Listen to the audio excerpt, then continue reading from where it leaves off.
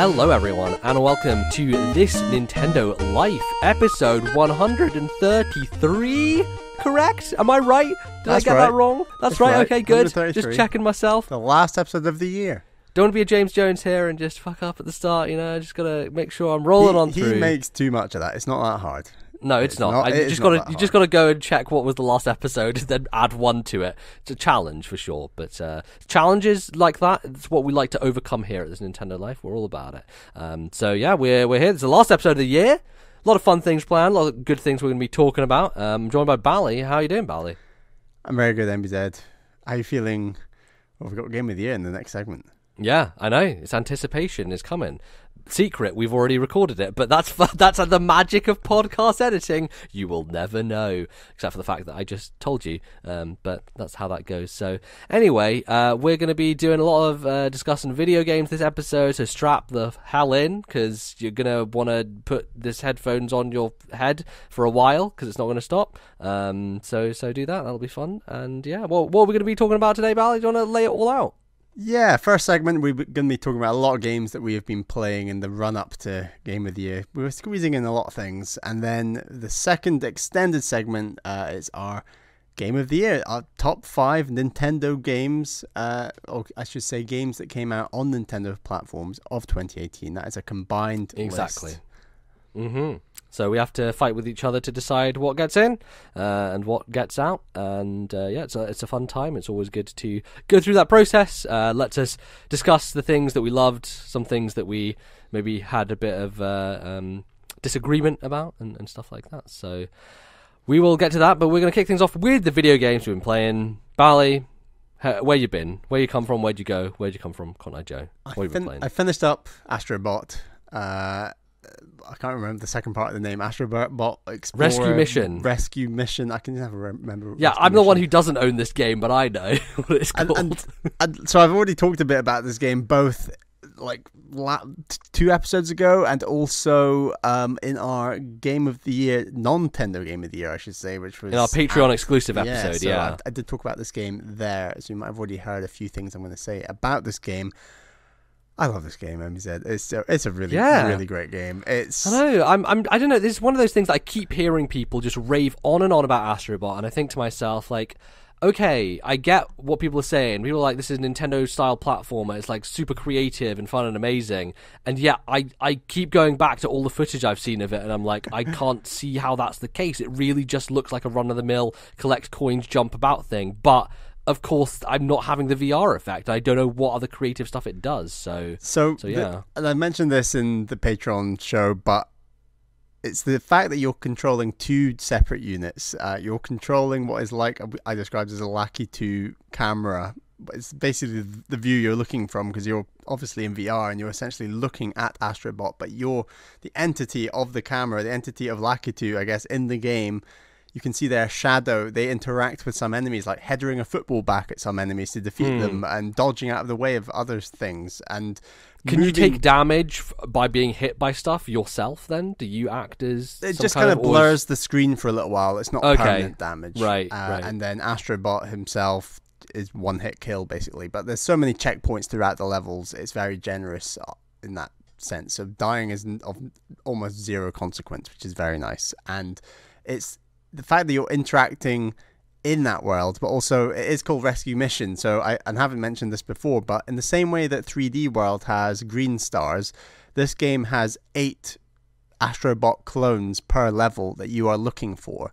And you have to walk up to them with Astrobot in order to find them. And if you collect all 8, you basically unlock extra levels and things that I've not really gone back to, like challenge modes and things. But they are essentially the main part of the game. If you want to beat the level without collecting the 8 things, it's an incredibly easy game. A bit like 3D World. And it's green stars. But if you want to actually properly, I guess, see everything this game has to offer, what I did was I went for all 8 in every single mission. On top of that, there's a chameleon, which hides in the level on like the back of something or underneath something. So as you're going through the level, there's a real emphasis on making sure you're looking at every single surface to both find the other robots and to find the chameleon. And this is all separate to the platforming, because it's interweaving a fairly simple platformer, like you've said, MBZ, with exploration in a VR world. And right, so it's like physical exploration because exactly. You're having to move yourself around the stage and stuff like that. How does that work with the wires then? Did you find yourself getting tangled a lot? Were you turning around and facing the opposite direction much? I've got the newer version of the VR headset, PSVR, and apparently it is better because it's one single cable. It's not like 3 or 4 cables connected together. Right, okay. So I basically kind of put it behind the back of my head a bit like a ponytail, and if you just keep imagining a ponytail running down the back of your spine, that basically frees up your arms and shoulders to start moving around and shifting, and while you're headbutting and things. But definitely when it slipped in front of my shoulder, it maybe did get in the way of the dual shock a bit, but it's very easy to just grab that, fling it behind your head, your shoulder, and play on. It's not the end of the world. It's not too bad.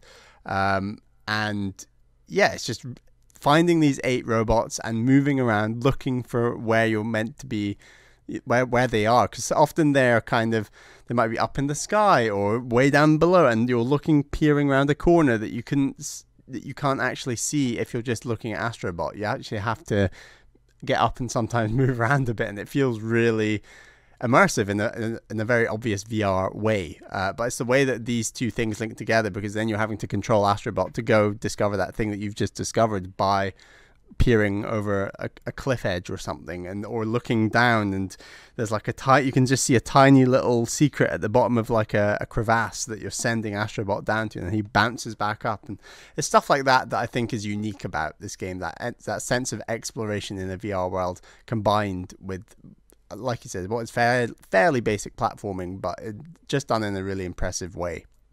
Yeah, I mean, it's something that I would love to give myself a go at and be able to check it out, because it really does feel like it's impossible to convey how good it is just simply by observing from a distance. And does it have the game on the TV screen as well while you're playing it? Yeah. Like how all the VR games operate, is that generally a standard that you can have someone off screen watching at the same time? As far as I'm aware, but that's only when Caroline's been there and she has described what the screen is. And often, like for her, when she's looking at the screen when it's not in VR, as much as she feels ill looking in a VR headset, she probably feels even more ill to a degree by looking at a screen that's being controlled by someone in a VR headset. It's not the nicest thing to look at.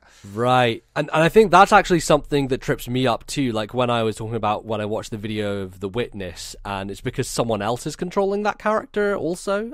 So sure. I'm not the one who knows where things are going. So yeah, that definitely makes sense. But this game plays with that the VR nature of this game like so much, in the sense that there's rapid gunfire, there's water guns, there's hook shots that are all being controlled using the dual shock, and just being in any VR environment where you're shooting rapid fire things like from the hip essentially just feels great, or squishing a water gun, it just feels great in VR. So that very simplistic thing which is made so much more fun in VR, they really incorporate into the level design in almost every single level, and that adds so much to like the enjoyment of this game. It's very short, it's only 6 hours, and it certainly doesn't, it might feel a bit weird if it was much longer than that, because VR games generally are very small, and I found myself, my eyes would get quite tired after maybe half an hour or 40 minutes. So it's not like I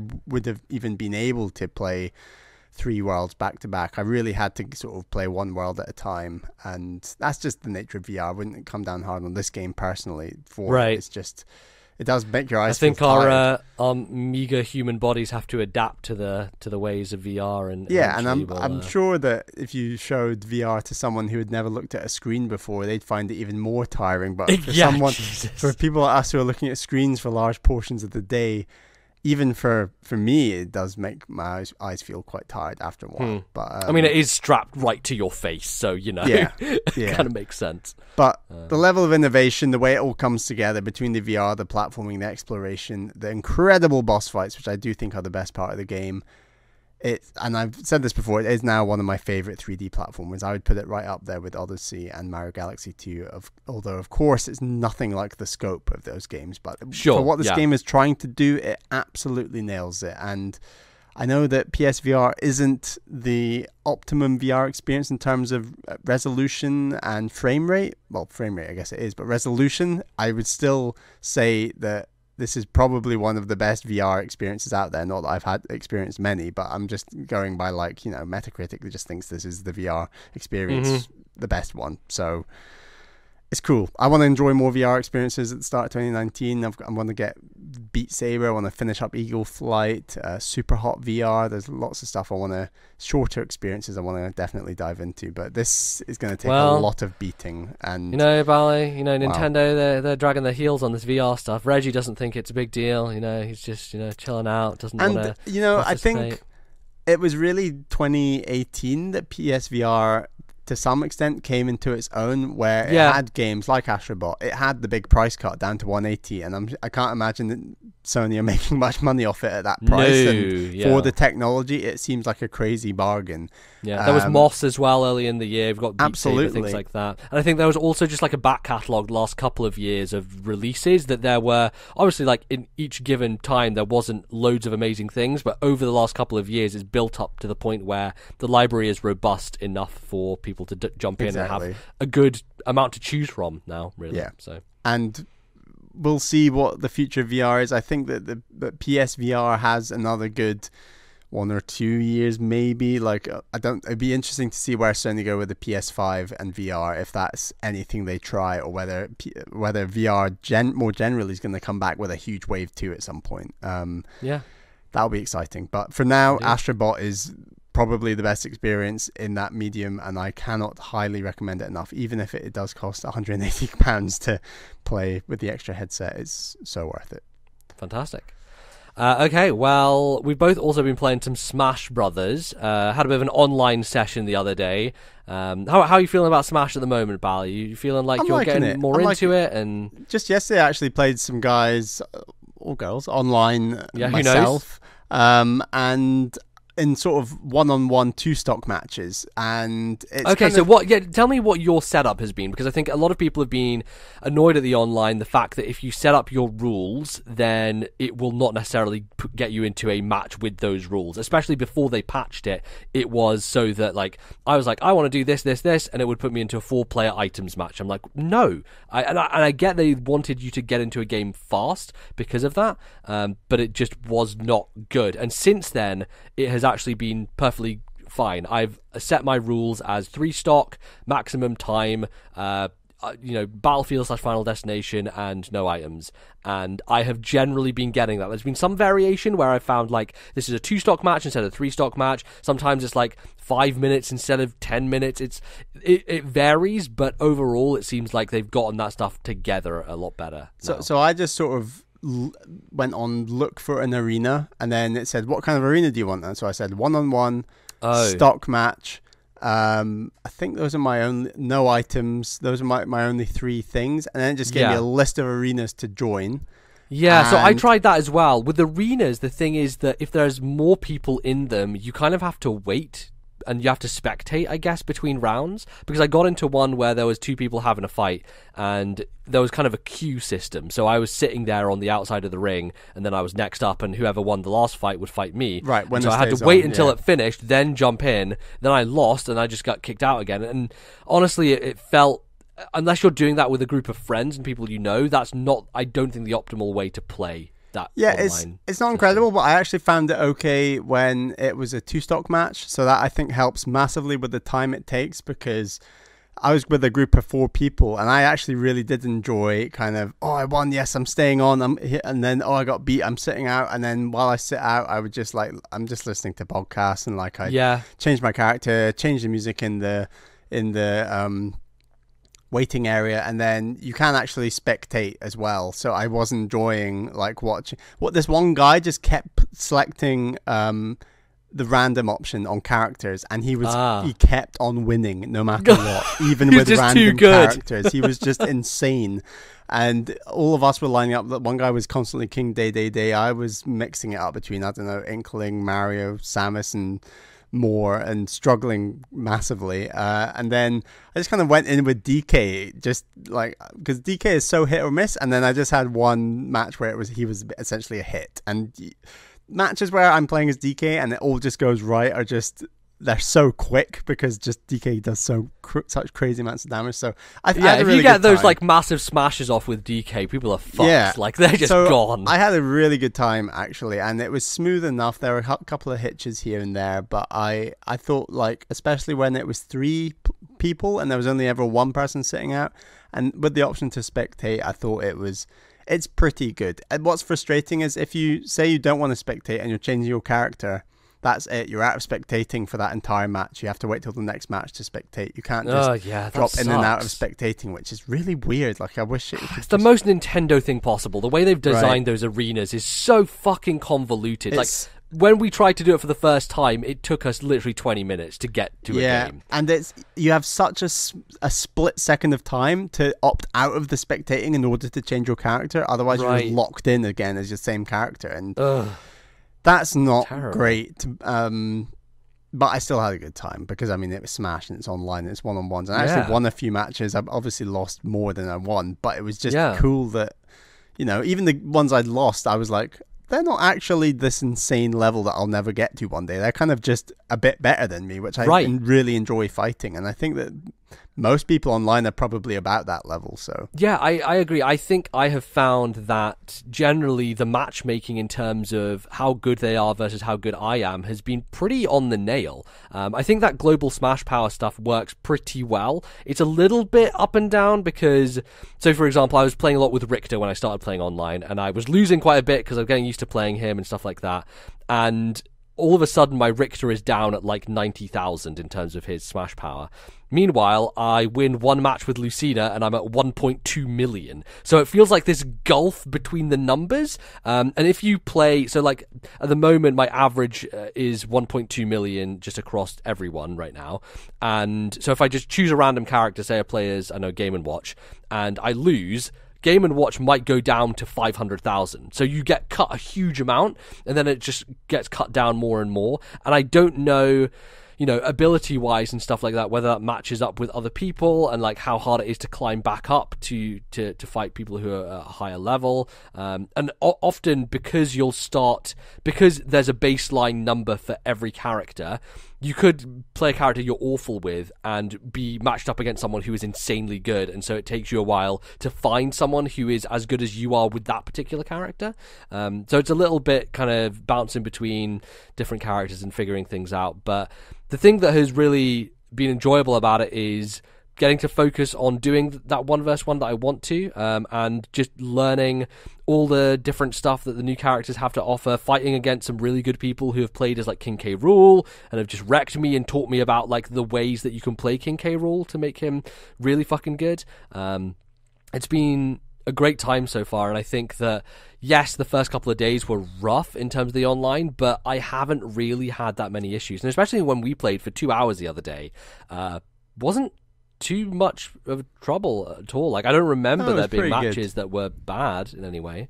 Yeah, it worked out well, and we're kind of going off the absolute bare minimum that Nintendo need to be offering for this service, and that is frustrating because it could be so much smoother. And actually, when you compare it to something like Splatoon 2, I actually think what Splatoon 2 offers in terms of, even though it's not great, I think what it offers in terms of online modes and how to get between those modes, changing weapons, etc., it's actually a lot better than Smash. Yeah, it's not great either. It works. But it's still one of those things that you have to back out of a lobby to change between like salmon run and regular multiplayer. You know, you don't. That's true.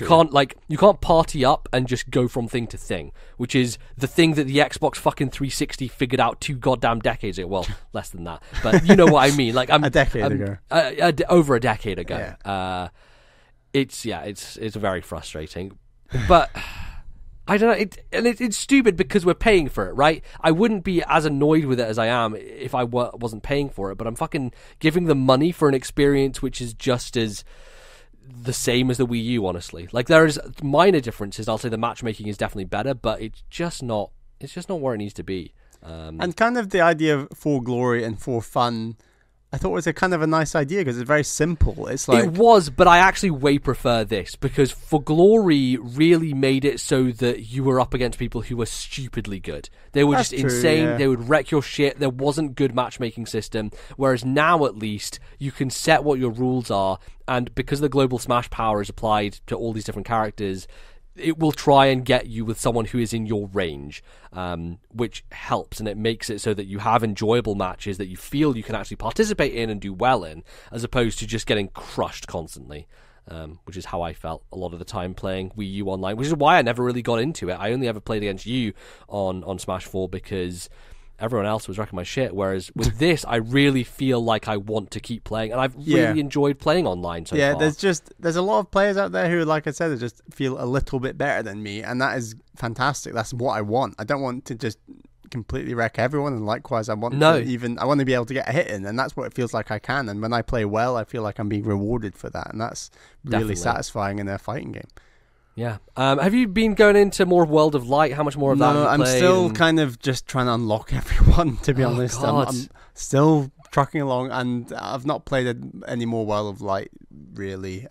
So I would say you should definitely dip in and out of World of Light. It's one of those things. Once I've got everyone, I'm going to keep dipping in and out, and I'm going to keep rotating between online and World of Light and other modes, and just unlocking stuff. And I'm having a good time. I think honestly, that's the best way to play this game, is to just swap out different modes constantly. I really enjoyed bouncing between doing a few World of Light matches, going in, running through a classic mode, checking what the challenges are I have to complete, going doing a Sentry Smash with Wolf to unlock one of the panels. Then jumping into the Spirit Board. At the moment, they're doing this thing where the Spirit Board switches out with different events, and at the moment, I love it because it's Fire Emblem characters, and everyone else is groaning because everyone thinks there's too much Fire Emblem in Smash Brothers. Meanwhile, I'm sitting here being like, oh shit, there's a match against Lara Kell from Sacred Stones, this character who, if you haven't played Fire Emblem, you won't know very well, and you won't understand the context of the fight, which is really good. The fight is, it's a yellow Robin who's being Lara Kell. She's a healer, and when you meet her in Sacred Stone, she comes across with two companions. One is this big, beefy, bearded guy called Dosler, and the other is like a thief called Renak. And the two characters that they use to represent those characters are Wario for Dosler, which I laugh my ass off at, and then Sheik for Renak, because it's like a thief kind of character. and I got into that match, I'm like, oh, this is genius. This is brilliant. But also, if you don't know this character, you're not going to appreciate any of this, and it's just going to seem like they've randomly thrown these three characters together, which is why that loss of the context of so many of these spirits from the trophies is such a shame. Because there are going to be a lot of spirit battles I fight where I will have no idea what it's referencing or what it means. And maybe that's the point. Maybe it's because, each of these will speak to a different person and everyone will find their own joy in the different fights. But I wish that they had a bit more context for them. Yeah, because you're right, that lots of them are so clever. And yeah, like that one was brilliant. I just had to tweet about it because I was like, this is fucking great. Someone really thought about this. Yeah. It's amazing. It's cool, and I'm prepared to just keep flipping between modes, and I'm gonna keep trucking on. I'm enjoying it. It's good. Yeah, it's good. And it is one of those things where I look at the challenge board, I'm like, this is so doable. I can complete this. I've already knocked out 2 boards, so I've finished 2 boards. I've got one more to unlock in classic mode, which is to finish it with Snake on intensity 5 without dying, which I think should be fine. The other day, I beat classic mode on 9.9, son, which I didn't think I'd be able to do because usually 9.9 in these Sakurai games is obscene. Kid Icarus Uprising, I played through that game mostly on the easiest mode possible because it was so difficult. But for some reason, classic mode has been balanced, so it's not actually that bad. It does depend on what boss you get at the end. Like, the boss, which is the giant Ganon form, is annoying because obviously you have to hit his tail, and it takes forever to, like, dodge around him to get those few hits in that you can. Whereas, like, Giga Bowser, who is the final boss for Captain Falcon, which is the character I used to get 9.9, is pretty easy and doesn't take a lot of effort. And I think a lot of the fights that were set up in Captain Falcon's stages were easy to just knock someone straight off the side of the stage before the match had even gotten started. And I think the way it works, I'm not 100% sure on this, but it's either how much damage you take or how quickly you beat your enemy determines how many points you go up by. So like I start on difficulty 5 and then I go up by like 0.9 after the first match, 0.8 after the second match. So I wasn't 100% certain on how it worked, but it was really cool to go through that and figure out a way to finish it on that difficulty, because it was one of those ones that I was intending to use the hammer on, and then there are some that they don't let you use the hammer on because they're like, no, you have to fucking do this yourself. You can't just cheat your way past. I'm like, God damn it, game. I was so intending to use all those hammers on the really tough ones, but they know that I was going to do that, so they stopped me. But yeah, that's been the best way to play through this game for me, is just jump between things, and you know it's missing stuff, and I know that we have bemoaned it, and we think it could be such a better game, but at the end of the day, it's Smash Brothers, and I'm just having a great time playing Smash Brothers. And it's again. on Switch. That's great. And it feels great handheld, and that's majority of my play has been handheld, honestly. I'm glad actually last generation that the GameCube adapters were so scarce, because it forced us to learn to use this button mapping. You were enraged when it was so hard to get I hold was of, so and then fucking you've gradually mad. just gotten into it. Yeah, and now it's just like whatever, second nature. I'm just going to use the face buttons, and yeah, I'm just used to it. So it's been good. I've been enjoying a lot of different characters. Mainly still been playing as like Marth in World of Light, because that's the best character that I have in that mode at the moment. Zero Suit Samus feels nerfed. She feels not as good, which is God annoying. Can they now nerf Cloud, please? Yeah, no, Cloud cannot be nerfed. Cloud is the best. I love him. He's my favourite. So yeah, we're gonna keep playing Smash Brothers. It's a staple. It'll be here for years, and we'll keep playing it and keep doing multiplayer. It's great. So yeah, anything else to say on Smash before we move on? Just like you said, we're gonna keep trucking along, getting some more online matches, and these new characters so far are fantastic. Yeah, man, I'm waiting for that DLC though. I want to play as Joker. I want to find out what else is coming in this DLC. Oh, it's exciting! It's so exciting. We live in a world where Smash Brothers just never ends. It just keeps going. I love it. It's so good. Great. Okay, so the next things I've been playing, I'm not going to spend too much time on them, but dug into both Dead Cells and Valkyria Chronicles 4. And you talk about both of those in the next segment as well. So yes, a little bit on both of them. What I'll say is I wanted to get both these games before the end of the year just to check in, because they're two games that a lot of people were talking about. Valkyria for me is one that personally, as you know, like last time, Valkyria was my number one game for old games of the year. So obviously I had to get to it. And Dead Cells, everyone's been raving about. And there was a sale in the US eShop to get these games, which didn't translate into the UK store, and I was very fucking annoyed about this, because we have this universal thing now, and Nintendo still does region by region sales that they decide on for whatever reason, I don't know why, but Nintendo of Europe sales is just fucking shit. It sucked. It was so bad, and so I went online, found a place to get a download code. And it cost me like 40 quid basically for a $50 eShop card, and I used that to get Dead Cells and to get Valkyria, because Valkyria was 30 and Dead Cells was down to 20, so I got $50, got my two games, and I'm playing them on my regular account because that's the thing that you can do on Switch.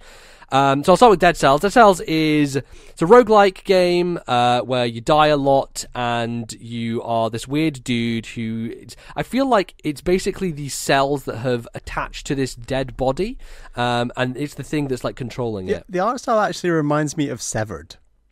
I don't know. I mean, I guess there's something like the color palette, maybe. The color palette, yeah, not in terms of like the sprite and stuff, because Severed is much more of a kind of animated game than a sprite game. But yeah, I kind of see that comparison to some degree. Dead stuff and that strange color palette, I think, are the two things I compare.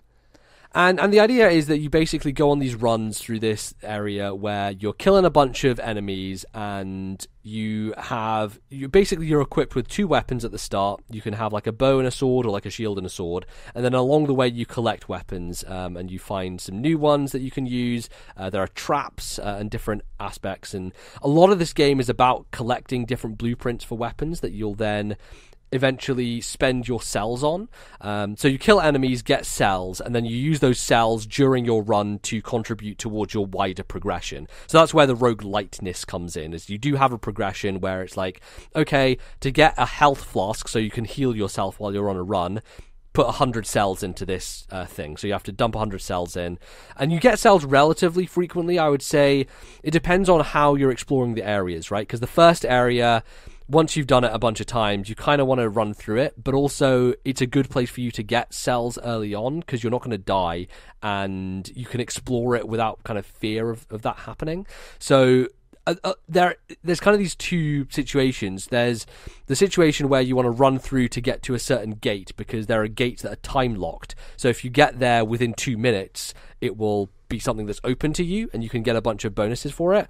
Or the other way is to just explore a bunch and, you know, do well by doing that and not have to worry about the time crunch of things. And I've generally been going at it more leisurely and not trying to rush through and then trying to get as many enemies downed as possible.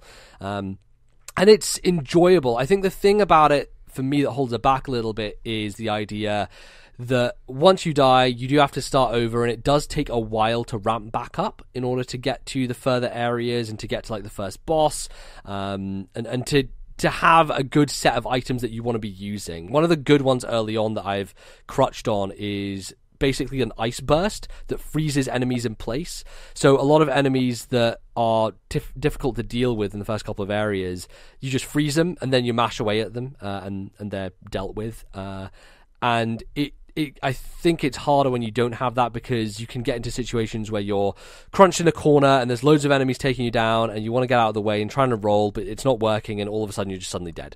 And if you die, you lose any of the blueprints that you've picked up and you also lose all the cells you had. So it is very much that risk reward. It is, you know, building on that idea, but it feels really good to play. Initially, I wasn't a huge fan of the movement and the jumping because it felt very weighty. Like your double jump is not a big bouncy double jump. It feels almost Donkey Kong-ish maybe, which is something you may like more about it, Bally. But it does feel a lot more fluid once you get used to it, and the way that your character clings to walls and ledges and falls off ledges is very easy to kind of understand. You have a dodge roll, you have a jump obviously, and the positioning of those on the face buttons was a little bit weird. And I was going to change it, but it got to one of those points where it's like, it feels better to me personally if I switch these two buttons around, but I've already played this game for like a few hours, and now I've gotten used to the way the game does it. So trying to switch back, it's one of those things in your head, once you get used to the way the game does it, it's hard to go back to a different kind of way of doing it. So yeah, it's been interesting. It's been definitely, I've had a few runs where I've got to the first boss. I beat him once, and then after that I got past like 2 further areas, trying to be as very careful as possible. But also that run in particular, I had come across really high grade weapons, so rarity and how good the weapon is will vary by randomness, and so I had a lot of traps that were really good. Traps are things where you can just like lay them down on the ground and jump away and let the enemies just die to them. So there's one that just shoots a bunch of arrows out, there's one that's just like a razor blade on the ground, so if they walk over it they take damage.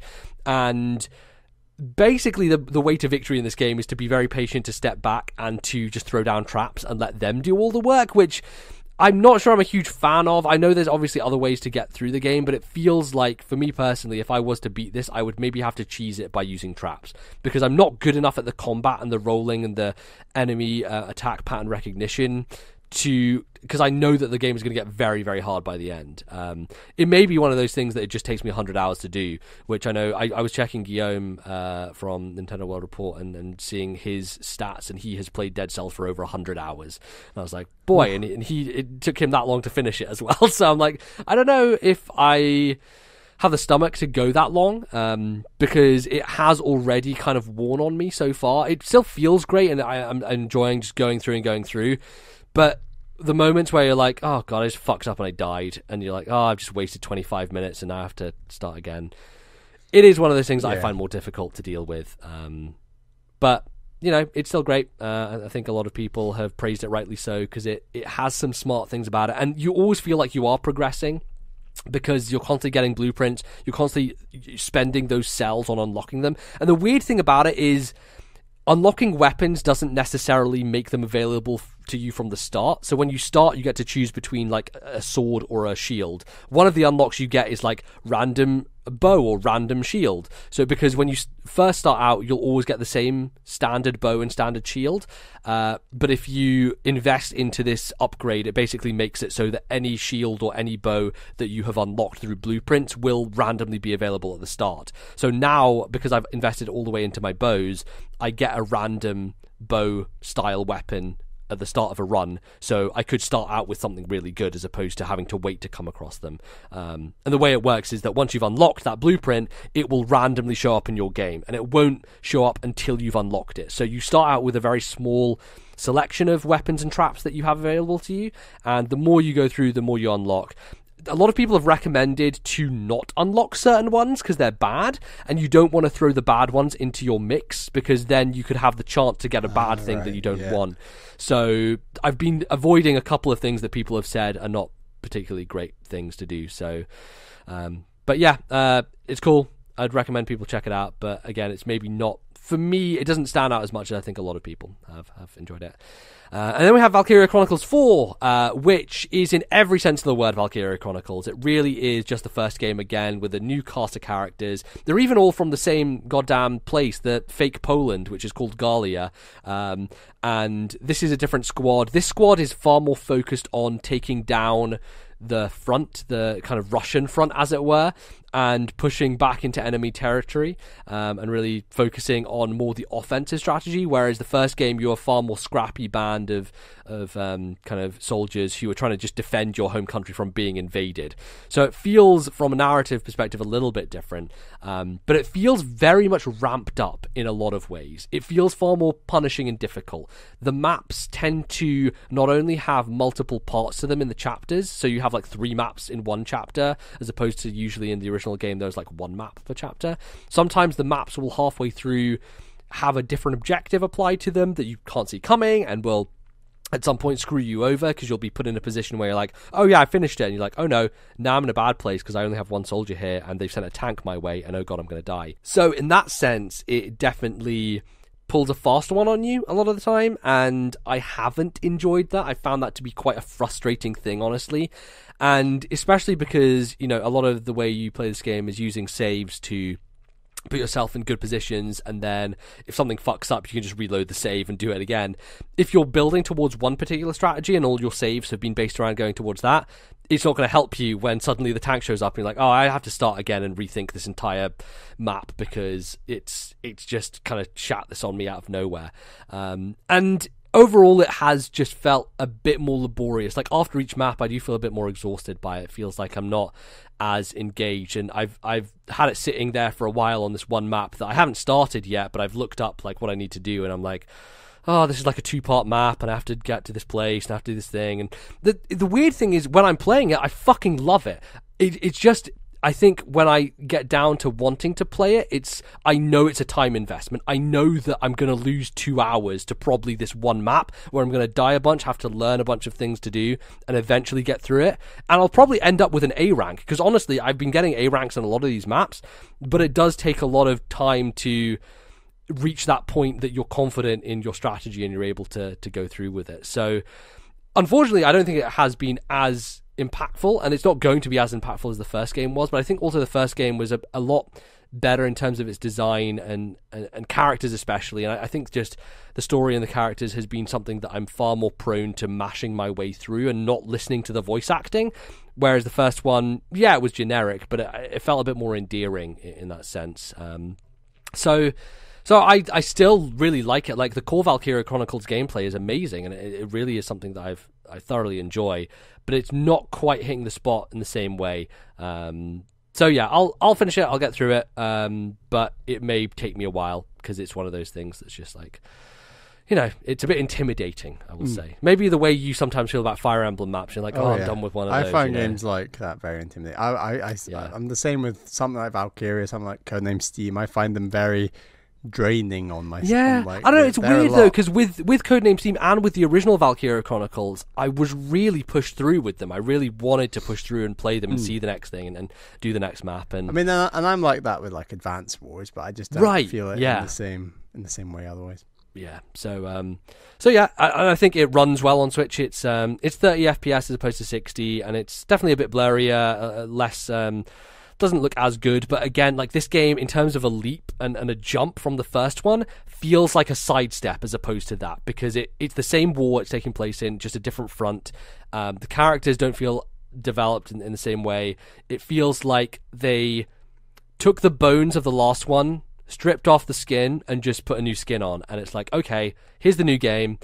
We've changed some stuff, but not enough to make it stand out and be differentiated. And that's fair enough, I think, because the last game came out 10 years ago, and a lot of people just want a return to form. They just wanted more of that first game. I think on that perspective, it does deliver. It just maybe doesn't do as much innovative or new as maybe you would want from a sequel like this. But yeah, it's still Valkyria Chronicles. I still like it. It's like Smash Brothers, like still that thing. I still think it's great. Just maybe not quite as into it as I was earlier this year. So yeah, there you go. That is the video games we've been playing. Lots of good stuff, lots of fun stuff. Gonna be talking about more of them, and you're gonna hear about that in just a little bit. So don't go anywhere. We'll be right back with our big shamoozle on the top 5 video games on Nintendo platforms in 2018. See you in a bit.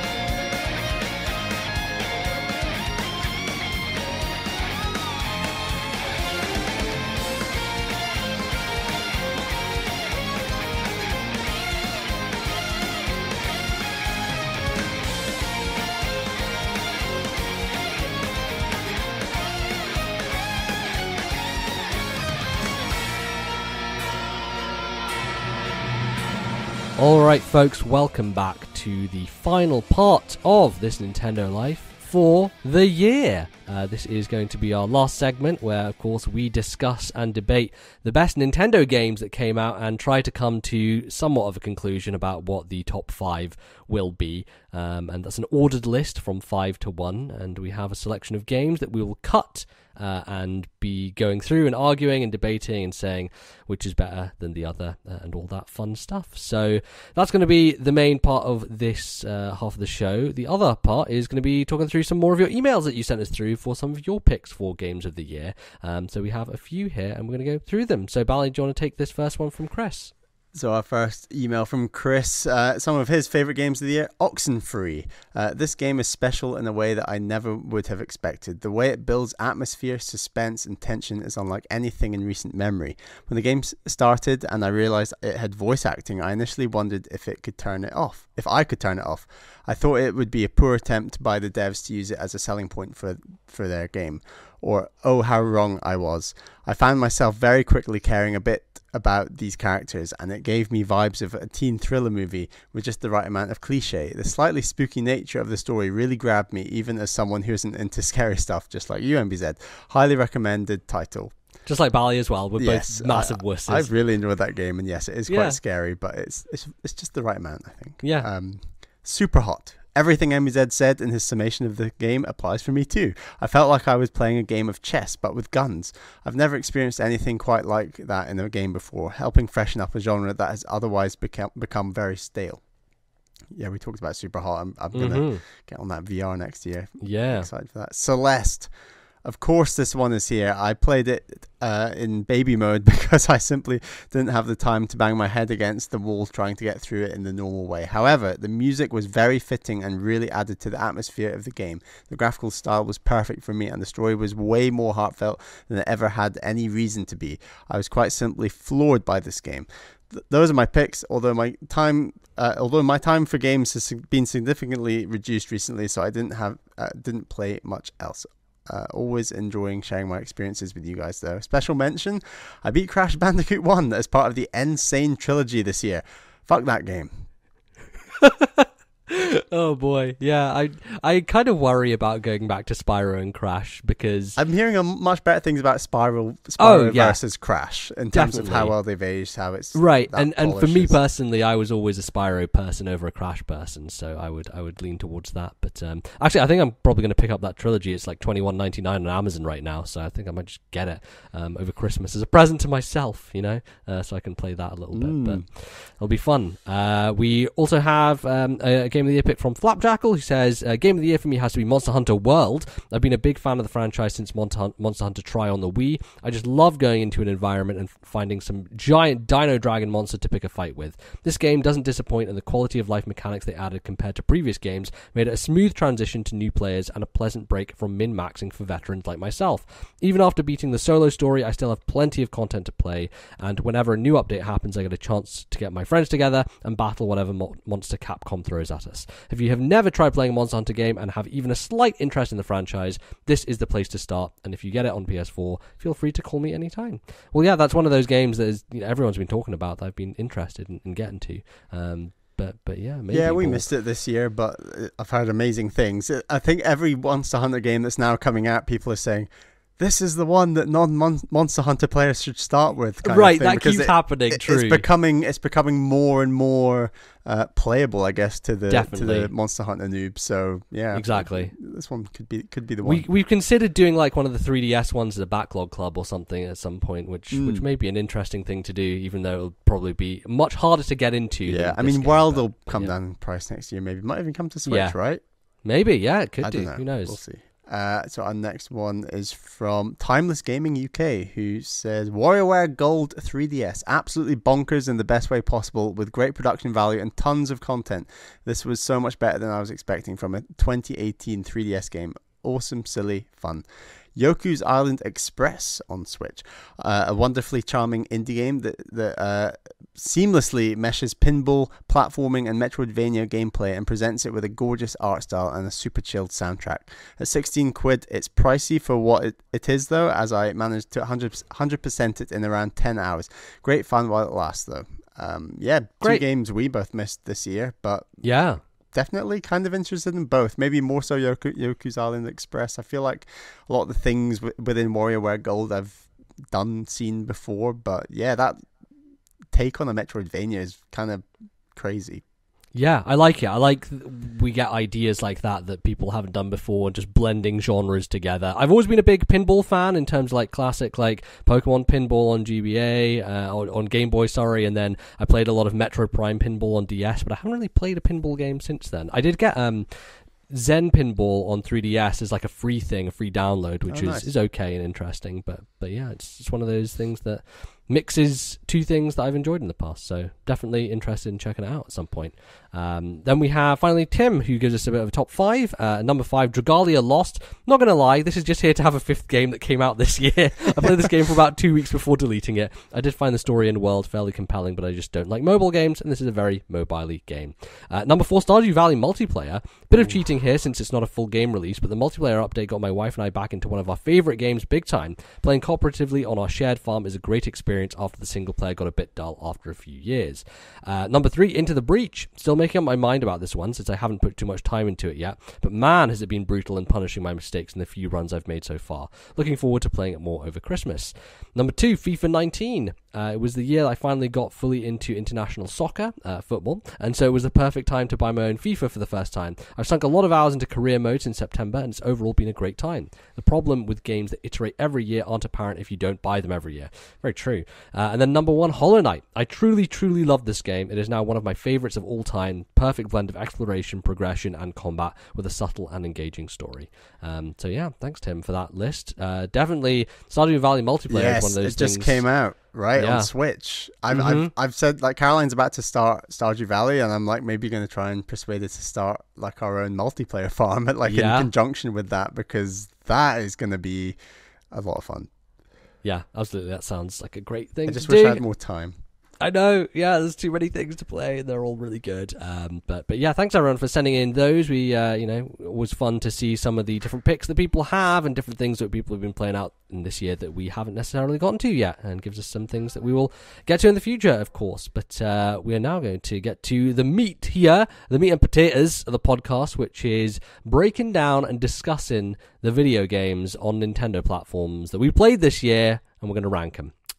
So do you want to lay out what we have, Bally, and what we're going to go through here? So this year we've got 14 games on the list. Running through them, they are Runner 3, Dead Cells, Valkyria Chronicles 4, Smash Brothers Ultimate, Celeste, Overcooked 2, Into the Breach, Xenoblade Torna, Guacamelee 2, The Messenger, Octopath Traveler, Bloodstained Curse of the Moon, Bad North, and Donut County. Yes, which we were going to have Donut County in our other episode, which is non-Nintendo things, and then they were like, oh, wait, we're releasing this on Switch on the 18th of December. Yeah, so actually, technically, it's a Switch game this year, which I think counts for a lot of the indie games on this list, which have come out on other platforms, obviously, but a lot of them have had a Switch association, and I think that's one of the strengths of Nintendo this year has been less so in their first-party output, which frankly has been pretty abysmal. Like Mario Tennis, fine, Mario Party, whatever. Like it's not been a banner year in terms of their own stuff. Especially compared to 2017. Right, they kind of blew their load. They're like, oh, here's fucking everything and then some. So it was definitely a big deal last year, whereas here they were like, let's just build the slow build to Smash Brothers at the end and let's support it with, Fortnite coming out on Switch and all these indies coming out on Switch. And like it was kind of...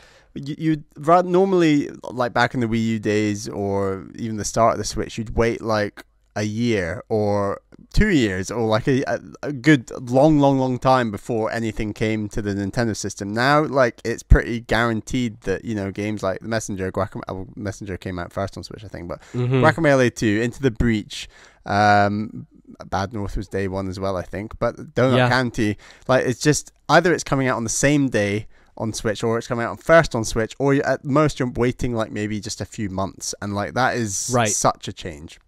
Yeah, it definitely is, and it shows the strength of these games on the platform, and that people are buying these games on this platform more than any others. It's really interesting to see the shift, because we saw, like, starting with Microsoft with the 360, that they really championed indie games, and then obviously with the PS4, Sony came in and they were like, we're really into them now, and now Nintendo has basically taken the banner, and they are the company that is most putting a spotlight on those games. And it's ultimately because they have a decent amount of third-party support, but they're not getting the hugest, biggest AAAs because they just can't run on the system. Right.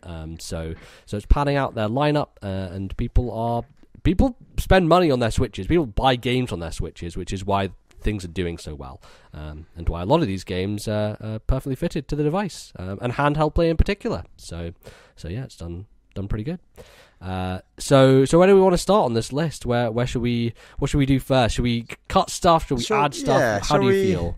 Should we try cutting one game each, and if you can't, you can promote something or you can pass the buck. So, and nothing's set in stone. This is just like a vague, let's try and clean it up a bit. So sure. Do you want to start, as you've played more of these games, MZ? Sure. I am going... I'm going to cut Donut County. Because... So it's really cool. I really enjoyed it, and I talked about it last time. It is very much a sit-down, 2 hours, just chill out, not much challenge, just enjoy the light puzzle solving and the really fun writing and things like that.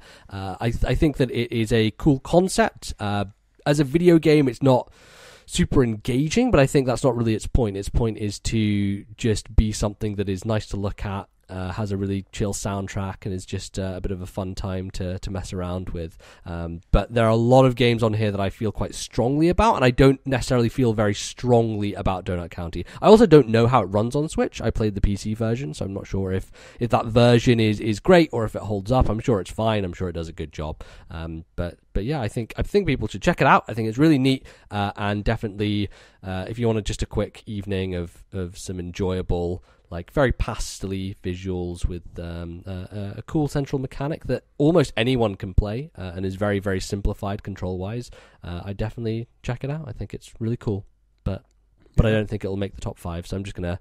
It's not that I want to cut it because it's bad or anything. It's just all like, these, yeah. So we kind of tend to play games we think we're gonna like. Yeah. So most of the time, pretty much all the games we played this year we at least like. So I think that there's nothing bad on this list. Yeah. Right. So that's not counting out. Down to 13. Right. I'd like to cut Runner 3. Okay. I like Runner 3. I think I like Runner 3 more than you do. I think I like Runner 3 more than most people do. It definitely lacks a lot of the polish and the kind of level design chops of the second game. I think they really hit their peak with Runner 2 in terms of the breadth of the levels and also just how succinct they were. The levels in Runner 3 tend to feel quite a bit longer, and a bit more trickier and more devious. And there are a lot more moments in Runner 3 where you come across something that's like, oh, fuck you. Like, it really feels unfairly devious stuff coming onto the screen a bit quickly. But yes, I mean, I agree that core mechanic of, the rhythm-based platforming that is so great about the series is there, and it's great. But I kind of agree. I do prefer Runner 2 to Runner 3. It just feels more pure, more simple, but it's getting the simple stuff right without lobbing on, feeling like it has to add on extra stuff, which I guess in Runner 3 they felt like they had to do to some degree. It does. I don't think it evolves the formula in a good way. Yeah, it has like these weird side quests and stuff where you have to take different routes and collect objects by going back through levels. And then it has like special levels which are just fucking insanity. Like the first one, I couldn't even get past like a third of the route. It was so difficult and requires such a level of precision that you really have to spend like hours and hours sitting there. I did one of those crazy hard levels, just one. Maybe, it took me about the same amount of time as beating 2 or 3 of the other worlds. It's just exactly insane. But I mean, it is a very good game, and I do think it hitched ever so slightly at points on the Switch. It wasn't the smoothest of... No, it definitely feels unpolished. You look at it and you like the way that he collects the gold bars, some of the... I like the stuff where it goes not into first person, but you're behind the back, you like driving a vehicle or something like that. I think that's like a unique addition that they made, but it didn't feel as clean as the side-scrolling stuff, and there's definitely things with the background and sometimes like twisting round corners that the perspective change made it hard to judge a lot of the time.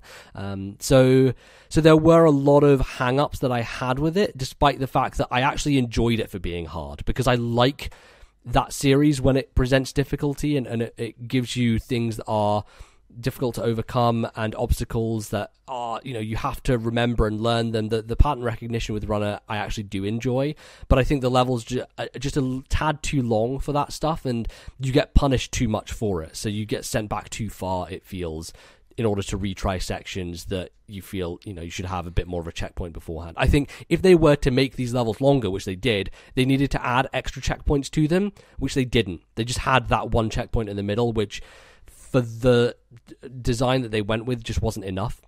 It just didn't hit the right mark, which is disappointing, because it was a game I was really looking forward to. Like, Runner 2 is one of the best Wii U games. I think it's just such a masterclass in design and making a platforming rhythm-based thing that is so unique. And I don't know whether it was time or resources or what, but it isn't that same bar of quality in Runner 3. And it's a shame. I mean, we were really excited for it, but and it's a good game. It's a good game. Just not it's good. Not as good as Runner 2. So that's Runner 3 in the red. Okay. This gets very, very difficult now, because I think these are all very good games. There are so many games at a certain level that I just feel like it's just going to be an absolute mess to try. And, I know. Okay. How do you feel about Bad North? Whoa, you're picking on my game before. Even I mean, so in all honesty, I was going to remove Bad North next, just because as much as I think it's in amongst the mix of all these games, I'm not really there's games I'd rather fight for a lot more than this game to try and get in. I mean, I didn't think the Bad North could get into the top 5. I'm just saying that I do think there are games on this list I'd remove before it, but I've obviously not played most of those. We can remove Bad North now. I think that it's a really, really cool take on an RTS in a sort of rogue-like. And it is a roguelike rather than a roguelite in the sense that you are left with absolutely nothing. When you die and you start over, you are left with absolutely nothing. And it is a gutting feeling. And that's part of the charm of this game, I guess, is that it is just honestly very brutal. And the first few islands when you're defeating them, so you are defeating like these ships that are invading little islands, and it's a very, very cool art style. That's maybe the best bit of the game, actually. It's just it looks awesome. Almost looks like a mobile game, which sounds harsh, but I think we talked about how it has an almost Monument Valley-esque look to it. Right, it's a very simplistic, not monotone. It's like crazy cell shading, I guess you could call it. It's very, very cool. Yeah, very clean, very crisp. And with the format of these small islands that you're moving a maximum of 3 units around, it works perfectly. 3 units? 4 units? 4 units? Who knows? Can't you remember. Played the game. I didn't. Jeez, my brain's gone. Right, it is 4 units, yeah. So hardly any units for a real-time strategy. And I've not really played a lot of real-time strategy, so that was fun in and of itself. And I didn't beat the game. This game beat me, and that is frustrating. But I did get to that final island. I've basically seen the game, even if I couldn't defeat that last damn level. I don't know if I've ever beaten a roguelike. Okay, maybe one. Into the Breach counts, I guess. But yeah, I don't think outside of that I've actually Into the Breach, one. and we'll obviously talk about that game later, but you can artificially make that game shorter by choosing to face the end game earlier, whereas Bad North is it's one thing you go through, and I mean you can pick different islands, but you can't bring that last island closer in the same way you can with Into the Breach. And it's a cool game. I'd love to see where this I've forgotten the name of the developer, it's really bad, but would love to see where they go next. I did sink a good 20 to 25 hours into this game, and I did not expect to do that when I bought it. It was one of those impulse buys from watching one of the Nintendo Directs earlier in the year, and I was like, that looks cool, I want to play that. And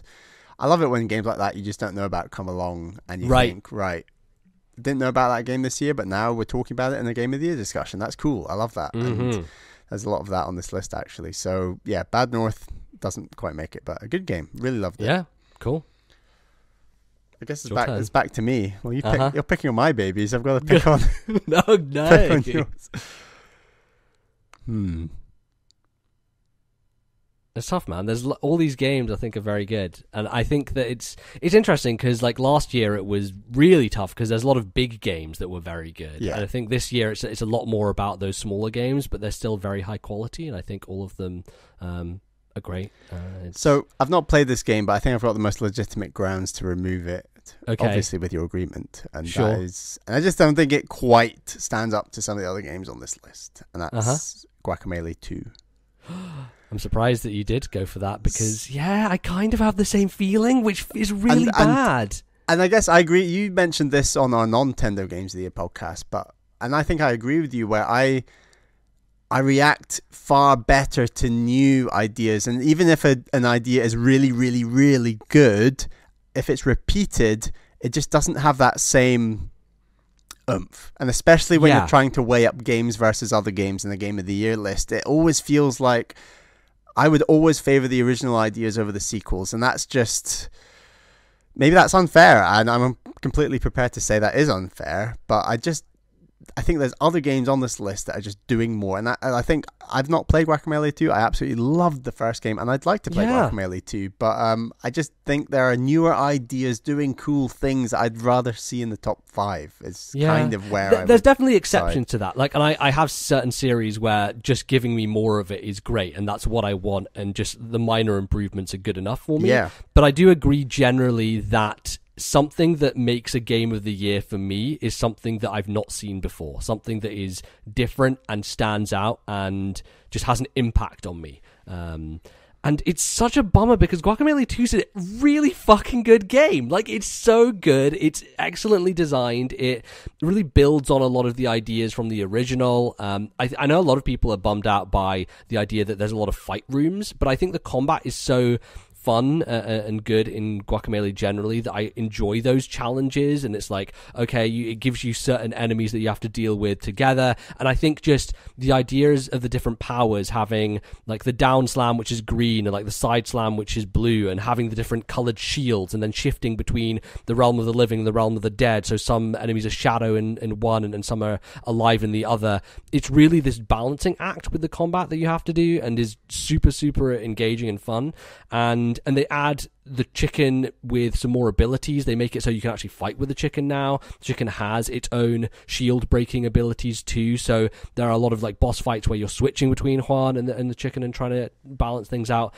But when you look at it all together, there's nothing really brand new there. Like, the moves are all the same from the first game. It's kind of a mismatch of environments, and there is this kind of crazy time travel-y, like, alternate dimension story that you go along. It's one of those things. Guacamelee, I didn't really pay attention to the story, but it's funny enough. It has like its meme-ness, and it has a lot of references, and that's what it likes to do. But there isn't anything particularly impactful from it. Like, I think back on it and I really struggle to remember a lot of Guacamelee 2, which is weird because I played it like only a couple of months ago, and yet I think because it is so similar to the first game, it doesn't hit me with the same impact as something like, say, Severed did, which is like, Drinkbox made Severed, and I'm like, wow, this is different, and this is cool and unique, and I've never seen anything like this before. And I think that's why I like Drinkbox so much. So the fact that they have gone back to the well and done something, which obviously, like, they wanted to go with an idea that had been popular, and is one of their, probably their most popular game they've made thus far is Guacamelee. I get it from the business perspective, and also from the creative perspective of doing something different with it, but it's not different enough for me, and as a result, it feels like the weakest Drinkbox game, which sucks because it's actually a fucking great game. Like, Guacamelee 2 is really good, and I would recommend people play it. But when we come to a Game of the Year list, and it's very weird that it happens like this, but it doesn't quite make it in that sense, which sucks. It's like, fuck, man, Guacamelee 2 is great. Yeah. Like, I wouldn't say don't play that game. I'd say fucking buy that game right now. It's on Switch. Go buy it. Like, if you have the original Guacamelee on Switch, it's like 30% off, I think, as well. Like, and I would say, Bally, play this game because you love Guacamelee. You'll love it. You're going to have a great time. I love playing games like this on Switch. Exactly. You'll have a great time with it. So yeah. Okay. We're down to top 10. Yeah, I guess it's my turn now. Ooh, all right. Okay, so I'm going to do something here which... I am going to cut a game because I haven't finished it, and because again, similar to the Guacamelee thing, it's not doing enough new for me to make it stand out. Despite the fact that last week I proclaimed the Valkyria Chronicles as one of my favorite games ever. I was wondering where this was going. Okay.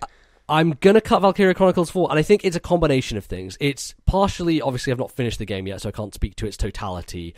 It's partially that it is almost identical in terms of UI and visual design and character ideas and tropes. It's definitely much worse when it comes to the anime stuff. It leans into it in a worse way.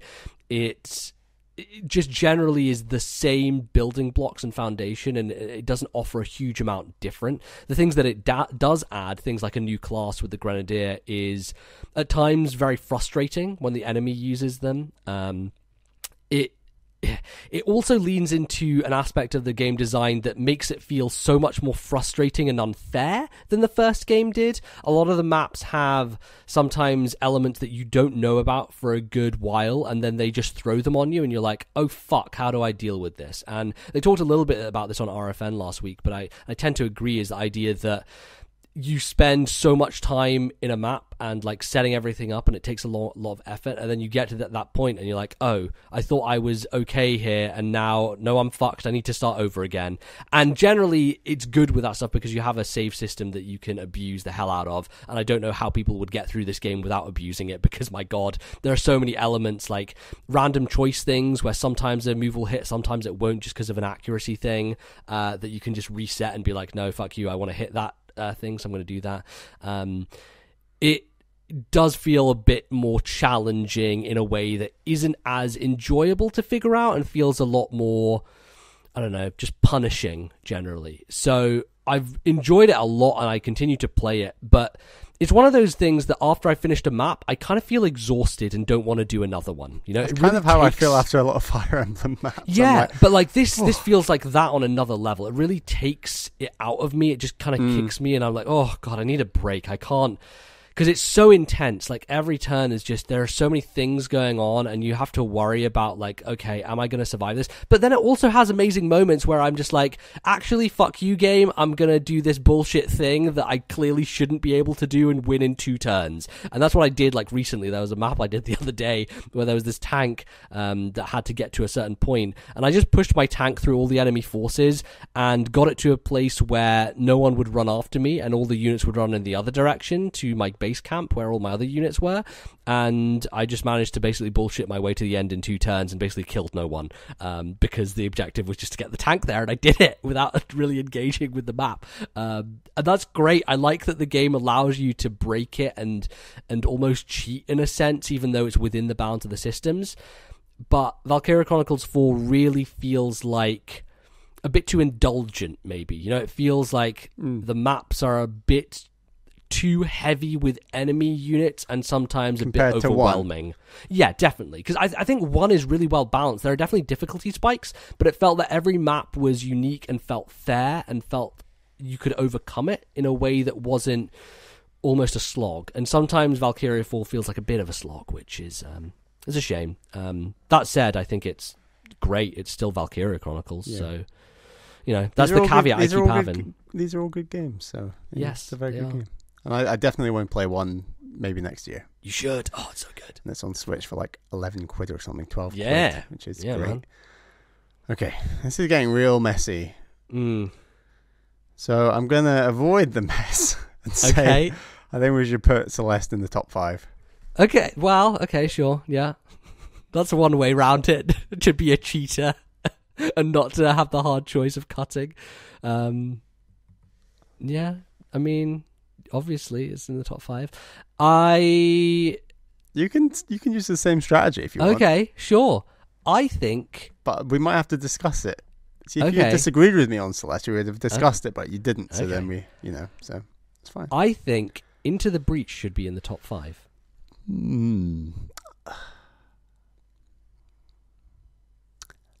I think I can agree.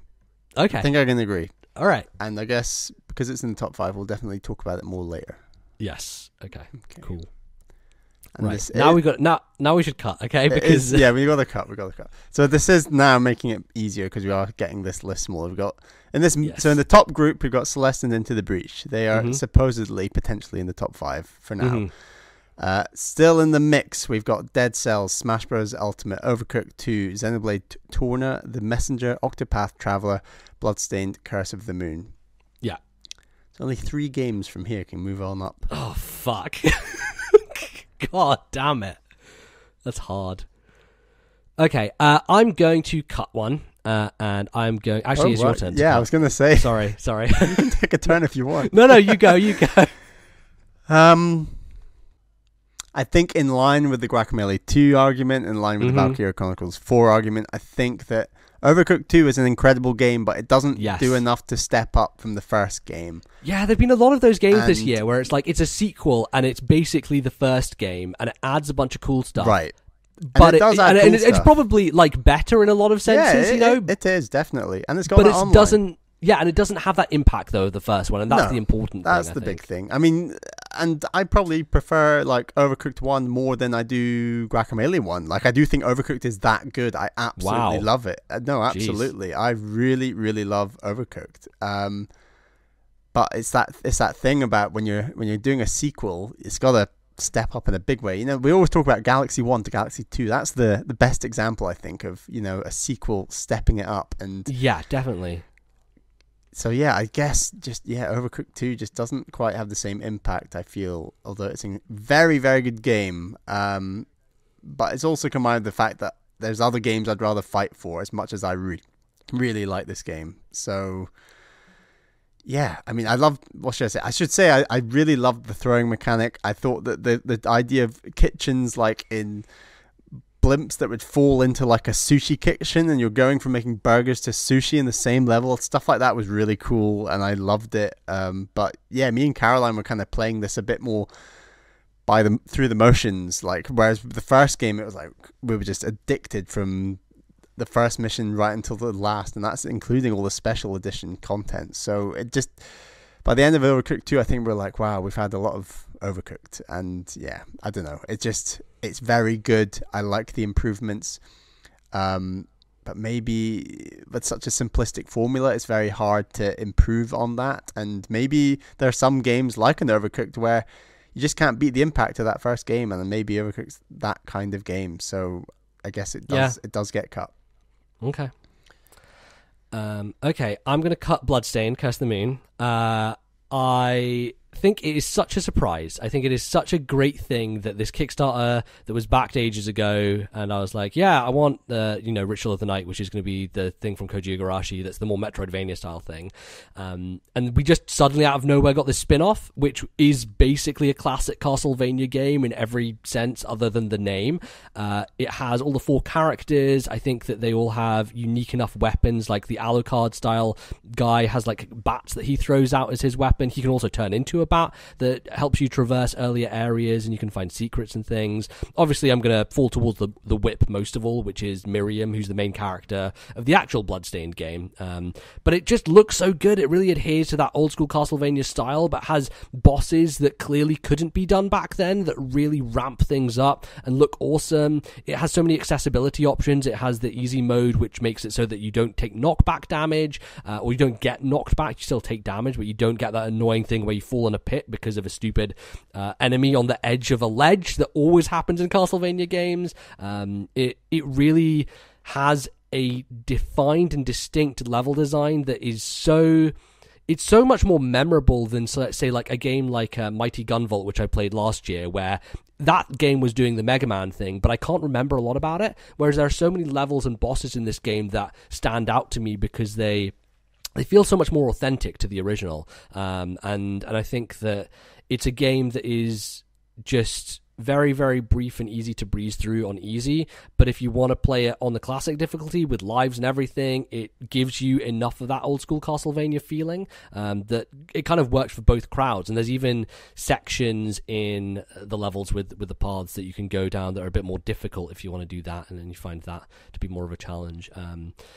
It sucks because it's one of those games that is very small in scope, and it's not like, it didn't hit me in a huge way, but I just really enjoyed it and thought it was excellently made and just really good. And I think that, people should check it out still, because it's pretty cheap. I think it's like 10 quid or something, and it's great. It's weird because I feel like this is going to end up being the better game out of the two. I don't know how the other game's going to turn out, but there's a lot of hype for that other game. Yeah, I don't know. The art style is not something I've fully jived with. I think it doesn't look super polished. But as long as the gameplay is good, I'll be there for it. And this really sticks the landing. It really nails that idea of, you know what, we're just gonna say fuck you, Konami, and actually make a real classic NES Castlevania game, and it's gonna be great. And it really is. So yeah, I've cut that. Bloodstained, farewell. You'll be missed. Right. We've now got 5 in this middle pack. Mm-hmm. Yeah. We are also in this tricky position where most of these games you have played and I have not. Ah, yes. But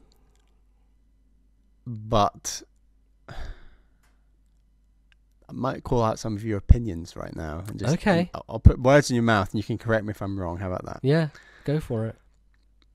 I think, and this is basically me predicting what you would cut next potentially, but I don't quite think, and maybe this even plays into this theme we've been going for with sequels, I don't quite think Xenoblade Torna. Wrong. Xenoblade Torna is maybe the happiest I've been playing a video game this year. Wow. Are you sure about that? Yes. God, well, no. I don't know. I just really loved playing. That's a bold claim. It's so good, man.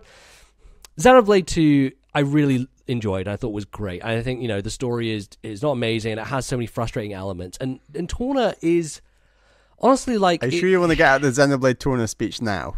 No, but like Okay, I don't want it. You can't cut it. I won't cut it. I won't cut it. We've agreed.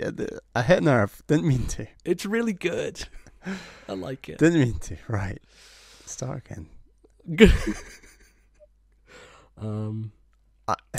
I'll suggest, and I'm gonna say we cut Dead Cells. Okay.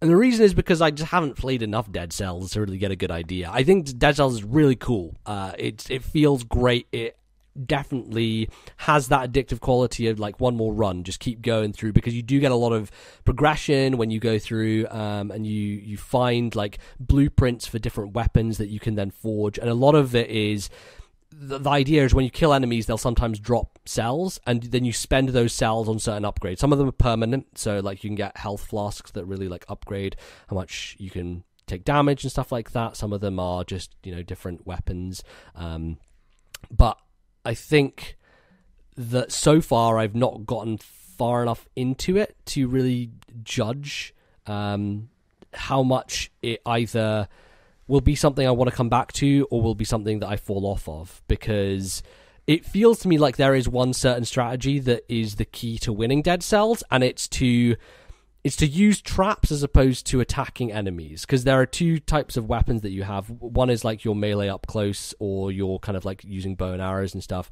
The other is like shit you drop on the ground, which attacks for you, which are like traps and things that you put down on the ground. And it feels like the safest, best way to get through that game is to just be patient and just let your traps do the work for you, which I don't know how I feel about in terms of an action game that is so focused on, like, you know, your skills and your dexterity, if a lot of it is, you know, standing back and waiting, because that's how I've got the furthest, really, is just being careful and being patient about it. But it's a game that I think is tremendous in terms of its polish and design and a lot of aspects, and it feels great, but again, I just haven't played enough of it to give it the push, unfortunately. How much have you played?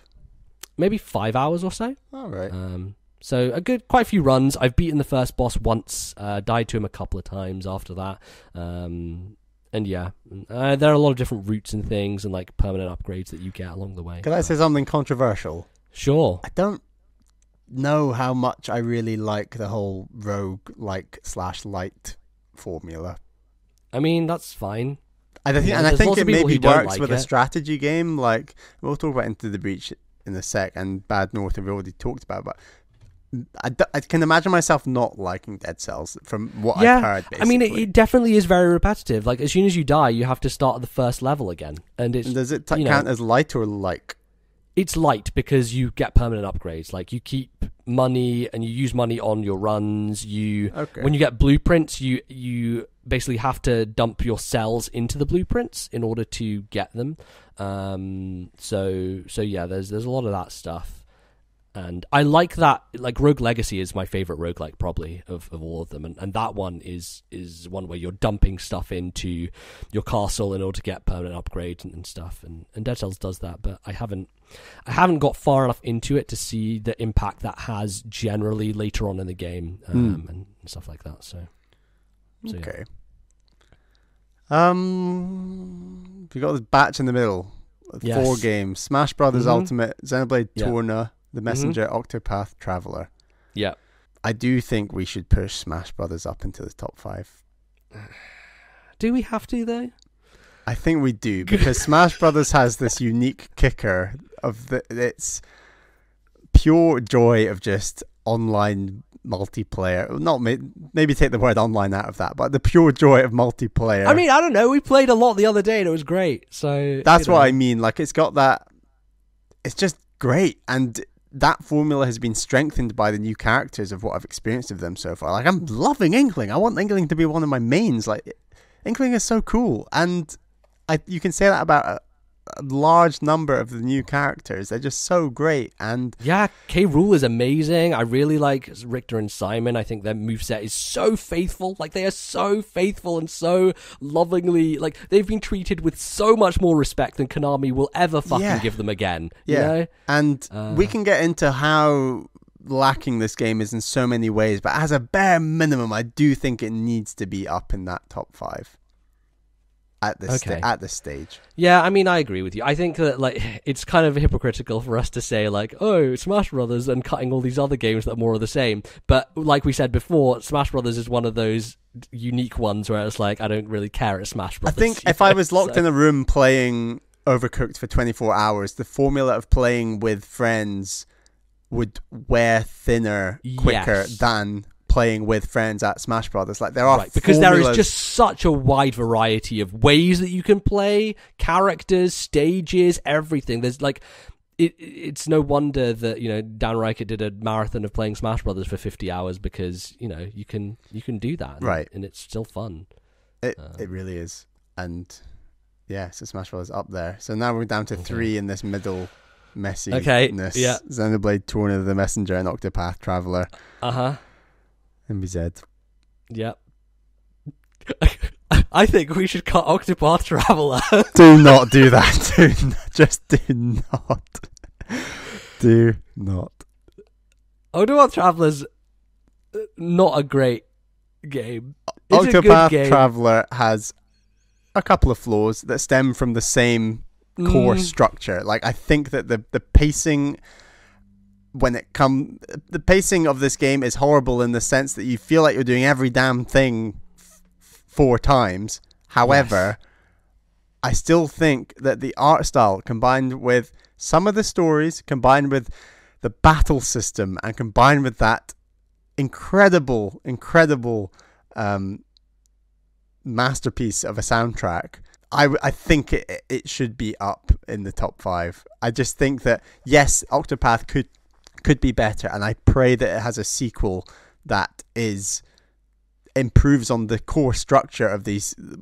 I mean, the main selling point initially was this crazy way that it had 8 chapters, but having played it, it's kind of like maybe that's the weakest part of the game, because like everything else in that game is so strong, it feels like. And that's maybe not strictly true. I think the side quests are very weak and very confusing and convoluted and weird, and not at all like the simplicity of the main story. And it's also incredibly linear in the sense like there are these paths and the dungeons are very simplistic, but to a degree I kind of felt like that kind of worked for this game in one way. And I think in the way that you know that you have so many different chapters to play that you don't want a really complicated dungeon with a specific character, because the game is decent at moving on from character to character. It doesn't feel like you're ever standing still too much. But for me, this is the best battle system in any RPG, and I appreciate I've not played anything like as many as you have, MBZ, but I really fell in love with that battle system, and that's what drove me on to the end to play every chapter with every character.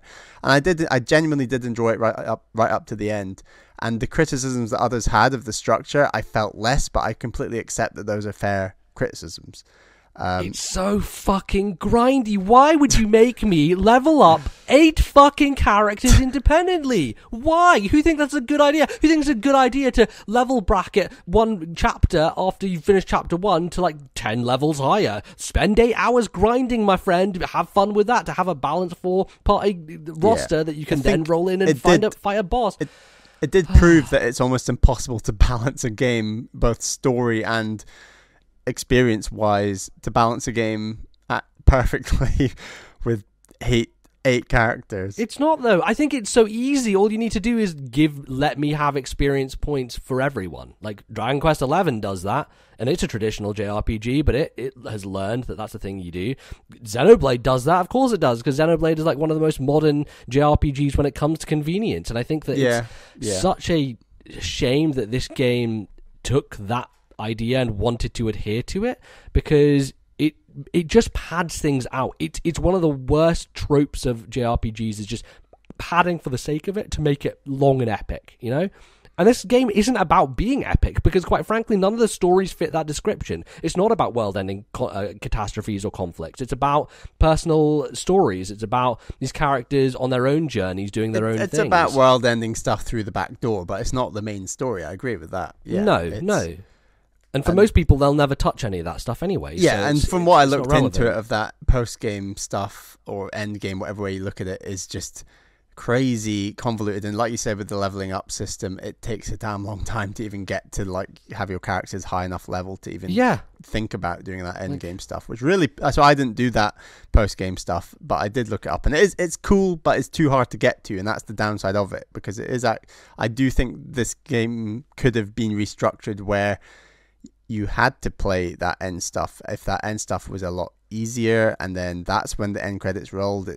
And yeah, so I can't defend the game structure in that sense, and I agree the structure plays into the leveling up, which is horrible, which I agree with you, actually it could be fixed if they just did equal level ups, but also it's like the overworld, there's nothing in it. It's just like paths between villages that all look the same and have the same shit in them and have NPCs that say nothing and are not interesting and are just vehicles for you to use one of your skills on. Like, oh, they're just here so I can steal shit from them or buy something from them or lead them and use them as part of my party. Like there's a vapidness to it in terms of when you're outside of those story moments, it feels like the world is completely dead. It doesn't feel like there's anything in it that is tangible. It does not feel alive at all, and doesn't work as what, like, that's one of my favorite aspects of JRPGs is having places that feel like you want to go to them and explore, and it doesn't give you that, because the paths that you go between about certain areas of the map, and like I did think that it did mix up that, you know, tundra, Arctic, you know, desert, forest. I did like that. I thought but it just feels like it copy pastes like environments onto towns, and it's like, okay, here's town with these things, here's environment, let's slap it. There's no standout town that has anything unique that I can think of right now. You know, there's no equivalent of. There's like a Colosseum in the top left. There's like a, you know, an amphitheater in the bottom right, and I can't name those towns. That's maybe a fair point, but like sure. I still. There are plenty of RPGs, like we just played Final Fantasy, where it had some incredibly like lackluster towns in terms of design, and maybe it's harsh and to we compare. call that out, you know. Yeah, and we should always call it out, absolutely. And maybe it's harsh to compare two games where, you know, JRPGs have moved on since that game, and maybe like they should be stronger when it comes to that town design. And I agree, the town design could be stronger. And I think it's because there's too many of them, right? It feels like they made this really large map because they have 8 stories and they want to have 4 different things, and so they want to have at least enough different towns for you to go to. Whereas if they had pared it down a bit more and made those towns maybe larger in scope and more unique and identifiable, and maybe had things take place a bit more in them, people would have, I don't know, gravitated towards them a bit more and made them a bit more interesting. But there were some really nice stories in there, though. And I do kind of think that the battle system and that music, and it did carry the game, for me at least, to a degree. Yeah. And like, I'm not going to disagree with you. I think the battle system is really fun, but I also think that it's very easy to break it and be like, oh, okay, now I've figured it out. The way to do this is to buff Ulbrich, debuff the enemy, get him so that he's max boost, and then use his Giga Super Attack, and then it does like 40,000 damage in one hit, and just repeat that for the rest of the fight. You know, like it does have a lot of strategy and layers to it, but eventually you find one that kind of works for everything, and the game is built so that every boss has to be taken down with a super mega attack because their HP counts are just absurdly high. That's true. Like they get up into the hundreds of thousands, and it's like the only way that you're feasibly gonna do enough damage is that you build up to this one mega attack that you can. I agree, really it's take a chunk out of about them. Building to those mega attacks, but I think the way that you expose a boss and expose it to one of those mega attacks does change. And I agree that's maybe not as diverse as you would have liked, but I mean, like there is variety, like Cyrus's final one with 30 hit like defense points or whatever, which is a unique different twist on it, or you know, like a lot of them have maybe unique mechanics. A lot of them do the thing where they're like, nope, I'm resistant to this for this turn, so you have to use something else. And it's about having that variety in terms of all the different classes, making sure you're multi-classed enough, which I did like. I loved the classing system. I do good. think that's a strength, and I think like the ability. The 2 different types of abilities, like the where you can level up a person with a specific class for a little while just to get a specific ability, and then that you can get some, I can't even remember now some of them, but you can get like extra attacks and this sort of thing that I certainly used on Hanit, and I really thought that was explained really well through the game, and I never felt like I had to use a guide much on that stuff. It was all just really, really solid. So between the battle system, the equipment, the way that you apply classes to characters and upgrade them for like dual classed characters, because all that stuff before playing this game was really kind of daunting to me. I hadn't really played many games where that happens, and I was like, oh god, I hope it doesn't kind of dwell in the minutiae of all this complex stuff, and it didn't. It was just so easy to play, and I think that I didn't have maybe, I don't know, like my amount of JRPG experience is gradually getting there, but I don't really still have that much, and before playing this game I didn't, and I think after playing this game I feel like I've just learned a ton. Like, it is a good way of learning how to play a JRPG. I think the battle system combined with, like I said, the class system and the equipment in this game all links, the synergy in how that links and the way that it's explained, I think is really good to someone who is maybe weak on their JRPG knowledge, like I might be, or someone new to JRPGs. And the game is... I think I would agree that it's a very inviting game. Like someone like Greg Miller, who does not play these types of games, fell in love with it. He thought it was amazing. And I think it's a combination of the art style that is so nostalgic and the relative simplicity of it, despite the fact that there are a lot of layers to that system. And I absolutely loved it. Like, I really, really did. And not all the stories are very strong, but there are some strong stories in there. It's just so frustrating, right? Because for me, I was so drawn in by that demo. I thought that demo was phenomenal, and it set things up so well, and I was so into Primrose's story. And then you get to the main game, and it's like you can see exactly where it's going to go.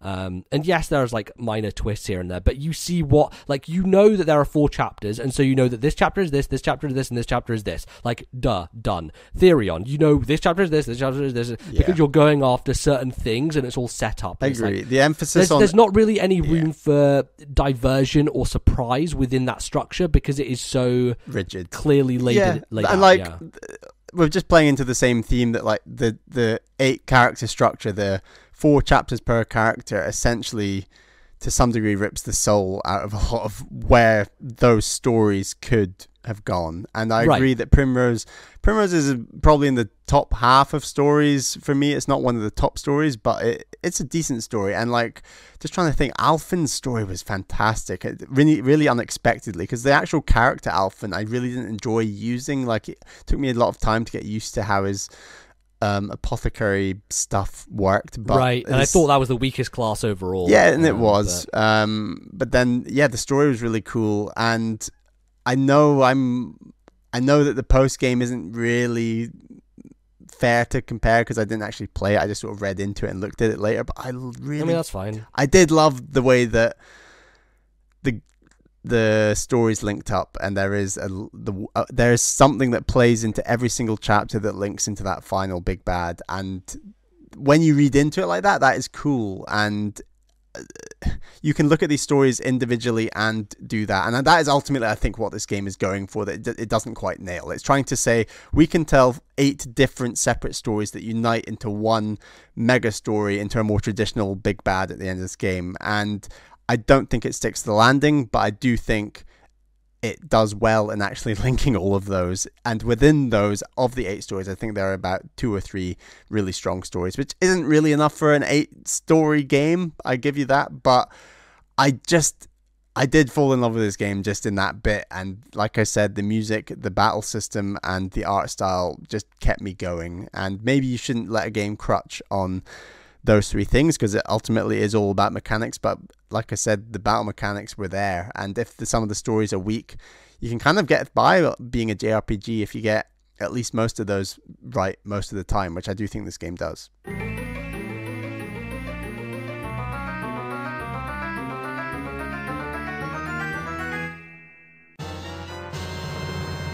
Okay, well, this is weird, but here's the thing that happened. We finished recording the rest of this podcast, and at the end it turned out that the last 40 minutes of my audio had disappeared, just into thin air, Bally. I don't know what happened. My laptop decided to devour everything that I had said. Your laptop knew it was Game of the Year and wasn't happy with our choices, so made it vanish. Exactly. So the thing is, we have to change it now, so we're going to have to change our top 5 list, basically.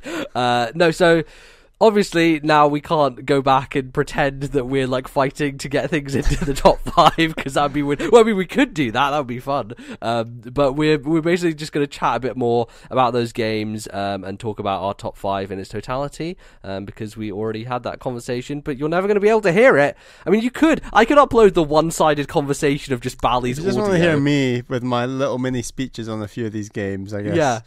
Yeah, I could do. You really want? I don't know. That's a bit weird. Know, we could throw it up on Patreon for like $1 backers or something random if you really want to listen to that weirdness. But no, we are going to just chat through some of the games. I think the last thing that we left off on was Octopath Traveler. And obviously, I think that Octopath Traveler is really good. I'm not sure that it was... it definitely deserves to be in the top 5, but I wasn't like 100% on board with a lot of things because I wanted Torna the Golden Country from Xenoblade to be on board.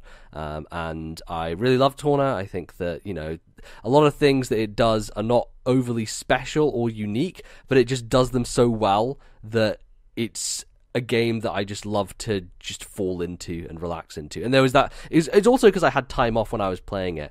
And it was one of those games that I just spent hours and hours relaxing into and enjoying, and just the environment and running through. And there's something about the menu design as well and the UI design in that game which is just so nice, and the sounds are just very good on the ears. Like a lot of it is just easy and fluid, and it just makes it very, very it's a game that I can just chill out with, and that's why I really loved it so much. We had Octopath, Xenoblade, Torna, and the Messenger, and we pushed on up Octopath and Xenoblade, and we cut the Messenger. Yeah, which I feel really bad about. Like the Messenger's a great game, and people should play it. Bally, you should play the Messenger. It's really, really cool. I think that the problem with the Messenger is it has a solid first half that I enjoyed a whole lot, and that 8-bit Ninja Gaiden style, running through those linear levels, great bosses, some really, really fun stuff, really funny dialogue. I think that they actually do some interesting things with the story as well, and wrap it up really nicely. And then it has the twist, and you're like, oh shit, now I can go back through this world and like retraverse it, and now you can switch to 16-bit, and that stuff doesn't work quite as well. And the reason is because the levels are not built for that kind of design. It turns from a linear 2D platformer to a Metroidvania, and a lot of the places where you should be able to get back to quickly in order to do a lot of the backtracking, turns out that there are only limited warp points. So when you warp to a place, you have to like go through half of a level to get to the level you want to go to find the one spot on the map, which is, the maps themselves are not very Metroid-like because they're so linear. There's not a lot of branching paths to them, so it's usually pretty obvious where you need to go, but a lot of the time you are fumbling about and being like, oh, well, fuck's sake, I don't know what I need to do, and I'm trying to find where I need to go. There is actually a thing where you can talk to one of the dudes in the tower, and he gives you a clue, and that clue will, like, if you pay him some money, point exactly on the map where you need to go to, which just makes things, it makes it easier, and you don't have to worry about, thinking. The game does the thinking for you. It's like a lot of the times when games build in guides and stuff like that, I do appreciate it, because sometimes I just don't want to do the thinking, and I just want to finish it. So that's cool. But it does take a bold step. I just don't think the bold step works particularly well, which is a shame, because the message is brilliant, and I think that people would really enjoy it. I think it sounds amazing, as I'm not sure if I even said this when we were chatting before, but it has maybe the best soundtrack of the year, rivaling Xenoblade, rivaling Octopath. I think they are, all the games in this top 5 have amazing soundtracks, but Messenger is, I could choose any song from that soundtrack and I'm like jamming along to it. That's one of the things that I did enjoy about the backtracking, is like going back through those areas and hearing those songs again. And they also, the great trick they do where they switch between the 16-bit and 8-bit version of the music, and also it does the Mario Galaxy thing, which when you go underwater the music shifts and changes and sounds different, which is my favourite thing. Actually, I'm not sure if it does do that in the Messenger. Maybe I'm thinking of Celeste. Celeste does that and I'm like, oh yes. Yeah. Oh, that's one of those polished things with Celeste where it's like, oh, on point in terms of the music. But yeah, you should play the Messenger, Bally. It's really cool. I will. I enjoyed it a lot. But I think that the idea that you were passionate about Octopath, I was passionate about Xenoblade Torna. So we just thought, why don't we just put the two games we're most passionate about up into that list? Shall we reveal our number 5? Yes. What is our number 5? Our number 5 was Smash Brothers Ultimate. A bit of a shock, maybe, to some people. A little bit, yeah. I mean, but I think justifiably so, because we kind of talked about it last time, and I think like railed on some of the missing features of Smash Brothers, the fact that it feels a bit hollow in terms of the single player offering. Like, there's classic mode and there's World of Light, and there's a whole bunch of spirit shit. And there's a lot of that. Like, obviously, doing 74 characters in Classic Mode is going to take you a long time, and World of Light seems endless. A lot of people say it's way too long, so it feels almost like Subspace in that sense, that people want it to end and it just doesn't end. I remember playing Subspace on Brawl back in the day and being like, I just want to unlock fucking Sonic and Toon Link and these characters. Yeah. And it just took forever to get through that nonsense. Yeah, we just came down real hard on this game, especially like the lack of trophies and the lack of the trophies, and the descriptions of those trophies were just such a huge part of Nintendo lore that it's the history that's just blank and missing. Like, and that's the thing, is the spirits could have been a good replacement if they had been able to implement that stuff, but they did go for quantity over quality. Right. There's even like there are moments where you want to go and dig in and you don't even know what the game series is. Like, they just appear on the spirit board. I'm like, there are a couple of characters I was playing today, I was looking at like, who the fuck are these people? I want to know who they are. What game are they from? And I didn't know, and I couldn't really find out. There's no way of doing that without a Google search, and that's a real shame. I mean, it's it's working out for some YouTube channels who are like, we're going to run down every spirit in the game and where they're from and what the spirit battles do. The spirit battles I've been enjoying more and more as they go along, with a lot of fun things that they have these weird ideas that just work. Today I fought a King K. Rool, who's a giant King K. Rool, who was just like the dark color King K. Rool. He was basically, the spirit was a Snorlax, and it's a stamina battle. It has 500 HP. And it just doesn't move. It doesn't attack you. It does nothing. It's just a giant King K. Rool, and it's on the Beach Island Animal Crossing stage. And it just stands there because, Snorlax with the Orange Islands and all that stuff. Like, there are so many little things that they've thought about, and it's perfect. And it's not a challenge. Like, there's no difficulty in beating the Snorlax. But the idea is to represent that thing, that spirit, as best as possible. And Snorlax just sitting there being asleep, and then intermittently he'll just randomly gain health back as well because he's resting. So yeah, it's really dumb, and that stuff is great. But I do think that they could have done more in terms of more interesting single-player modes and offerings. The Spirits mode, and I mean, of course, all the new characters and the ones that I've played with so far are fantastic, but new characters plus that Spirits mode is just not enough. That's basically all they've added on, arguably, from Smash 4, and as a whole package, I think Smash 4 is so much better. Of course, these new characters are fantastic, but it takes more than that. I want that lore, I want that history, and I appreciate Smash 4 really didn't have the strongest single player modes either, but in terms of like its attention to Nintendo history, it's just a better package and overall a stronger game. And I think that we've said this before, but if you could take all the trophies and that Nintendo lore from Smash 4 and then attribute that with all the what's the roster at now, like 74 characters, like if you could put those two together, that's kind of what that would better represent the word ultimate perhaps than what we've ended up with. Yeah, it's ultimate in some senses, in others it doesn't feel like it. Like the fact that All Star is just relegated to this bullshit side mode, which, to be fair, All Star wasn't the most interesting of modes. It wasn't, but at least you got a trophy. That's a cool thing. Exactly. Yeah. Right. And they did like take you around different locations, and you had the kind of strategy of it where in between each match you could heal up or not heal up. So it was kind of a balance of like, oh, am I going to waste this Max and Tomato now, or am I going to wait and risk the next fight to see if I can survive and then come back and be able to do it. Whereas now they have just made it's indistinguishable from any 100-man melee mode. So yeah, that kind of is a shame.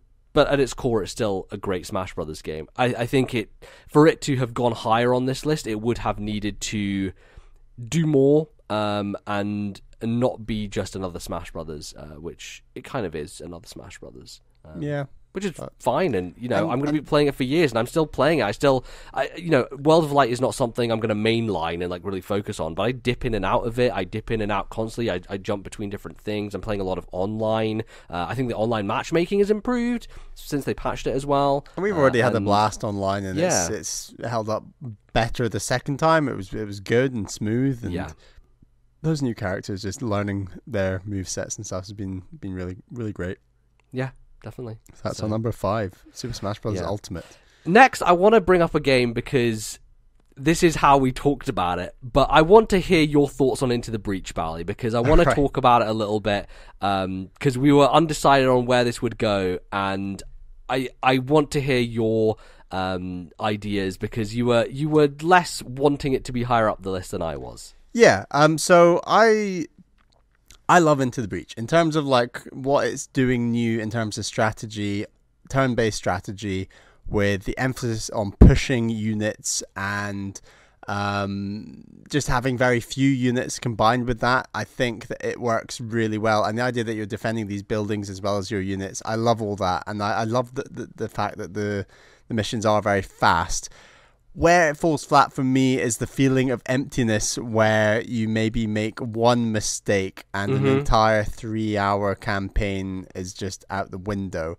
And I argued that I'd say 3 hours is a bit of a stretch. That's if usually like maybe an hour tops, I would say. If you're methodically thinking through each turn and you are going for 3 or 4 islands, I would argue it can definitely easily get up to 3 hours. it could reach that, definitely. Yeah, but if you're just trying to unlock loads of guys in your units, and you're just kind of going through really quickly on an easier mode and say do 2 islands, then I agree it takes much shorter time. But I felt like it might have been a stronger game had it been a more campaign structure, and that feeling of loss where you fail a mission might not have been so severe because of its roguelike light-like elements. But then I kind of came around to the idea that, hey, Into the Breach is a great game that you can pick up and play anytime you've got your Switch with you, and that you can like just dip in, dip out, and the longevity of that game is ultimately made much longer by the fact that it is a roguelite, and that perhaps overall I talked myself around to the idea of the fact as a roguelite is kind of good. I'm very passionate about how incredible a strategy game Into the Breach is, because I think that there are moments and situations that you can be in that seem impossible and look like, oh god, I'm gonna die because I've got 1 grid point left, I'm overwhelmed by enemies, I only have these certain moves I can do. Can I figure out an order in which to do them? A way in which I can synergize between my units so that I can take out maybe 2 things in one, or use it so that they synchronize together with the creativity? Or just like finally see the light and be, after 20 minutes of just focusing, I can figure a way out of this situation. And that has happened to me so many times, and it's always an amazing feeling, that it just, for me, elevates the game. And I think it's just the way that everything interacts with each other. The idea that you're using your mech's health more as a resource than actual, like, I don't know, it's important to keep them alive, but it's much more important while they have that health to use it as a way to maybe block an enemy shot, or to stop them from coming out of the ground, and the ability to, each team is so different and distinct that the way you play them changes everything as well, and it makes it so that everything kind of links together, and you have amazing moments where, you pull one guy across a thing into a river whilst also blocking another dude in the same turn, whilst like saving your guy at the same time, using them to block a building. It's that interplay of the strategy systems which makes it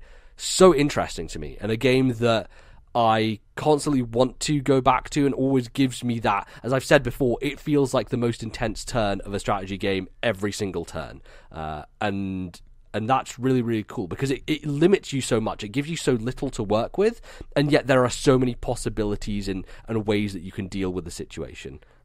Yeah, and I think that when you sort of talked about being with your back up against the wall and fighting your way out of that, I think in that sense you're probably better at this game than me, because I've Maybe. Almost all occasions where I've been in that position, it has just been a sort of gradual death that has led to the next campaign mission. Right. And I'm not going to say that like I come out of that situation being like, oh yeah, I'm fine now and the rest of this campaign's going to be a cinch, because I'm going to struggle and probably going to eventually die.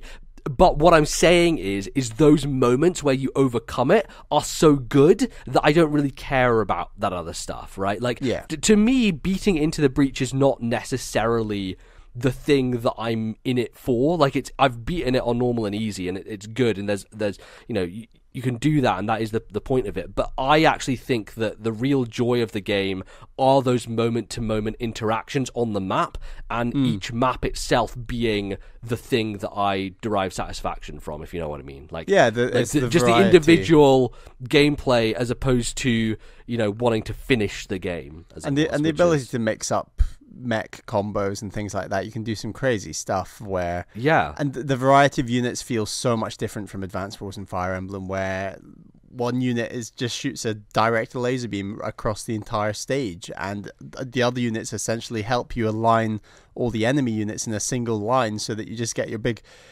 bad unit to use that laser right through everyone. And you're like, wow, I could never have done that in another turn-based strategy game. It felt kind of awesome. And this game isn't scared to be innovative and do stuff that's just completely out of kilter with any other turn-based strategies that I've tried. So it's cool. And I do think that there, you can definitely level criticisms at it in terms of when you play through on normal, it feels like they do make it more difficult for you to upgrade your mechs and to get the cool stuff. You just struggle to upgrade at all, and you just you get weaker and weaker as the missions go on, it feels at times, and that can be really hard. But it does depend though on the team you're using, and I think to some degree which islands you go to. So like the first time I used the team which has the electric mech that shocks enemies through buildings, I went on the ice map, and because the ice map has so many frozen enemies, and it has so many things that are like blocks of ice floating around,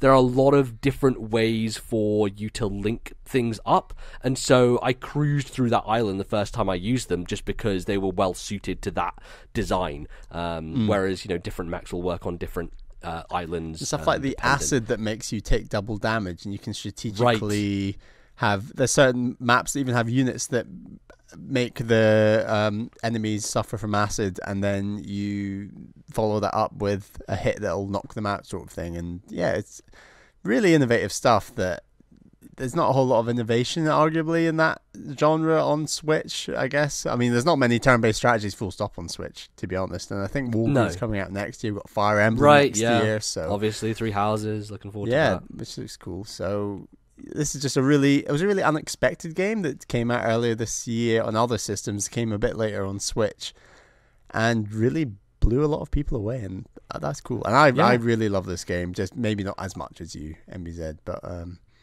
so we pushed it on up our list. Shall we just leave it at that? We did. It went a bit further up because you were like, you brought up, you're like, it should be number 4. I'm like, no, it should not, and here is why. And hopefully you. So our sort of 2, 3, 4 were fairly close together, I would argue. Yeah, and I think we did a bit of a deal here, which is because Into the Breach went up further, I said, okay, Bally, I'll rescind. I will let you have your Octopath Traveler higher than my Xenoblade. And we kind of have had a bit of a back and forth about Xenoblade and Octopath already. But for me, Xenoblade does everything Octopath does better, in terms of music, in terms of battle system, in terms of world design and exploration, and even characters, honestly, as poorly written as some of the stuff is, and anime is in Xenoblade 2. I think actually Torna does a better job overall of that stuff. It makes it a more simple, more grounded plot, and doesn't lean heavily into the bad anime stuff that the original Xenoblade 2 does. But I would say that because of how passionate you are about Octopath Traveler, we put it at number 3 versus Xenoblade. I just loved that game. I just loved that game. Maybe too much, you could argue. But I just loved it. Like, for me, it was the battle system, the art style, and the music. And some of the stories are pretty good. Most of them aren't amazing. And I think we had already discussed like a lot of the structural challenges of this game that kind of played it. Almost all the negative aspects of this game played into the same area, which is that the the separate 8 paths meant that the XP didn't level up evenly. It meant that all the storylines were very stuttered and repetitive in a way, because you have 8 starter chapters, you have 8 final bosses, and it kind of feels very unique out of all JRPGs in a kind of negative way to an extent, by that very stubborn structure. That if they could just fix that structure a bit and maybe make it a bit more traditional. I said before that I do like that there is a big bad, even if I didn't get there, and I think that they put up too many walls at the end game to kind of reach that big bad and realize how these 8 stories link together, because I actually do think they link together in a cool way. It's just that 99% of people playing this game will never know much about that at all, which I think is a shame, because that could have been something that helped what is already a fairly overall fairly weak story into a stronger one. It was more the process and the battle system and some of the smaller stories I enjoyed the most about this game. It wasn't the grandiose traditional JRPG story that grabbed me at all, really.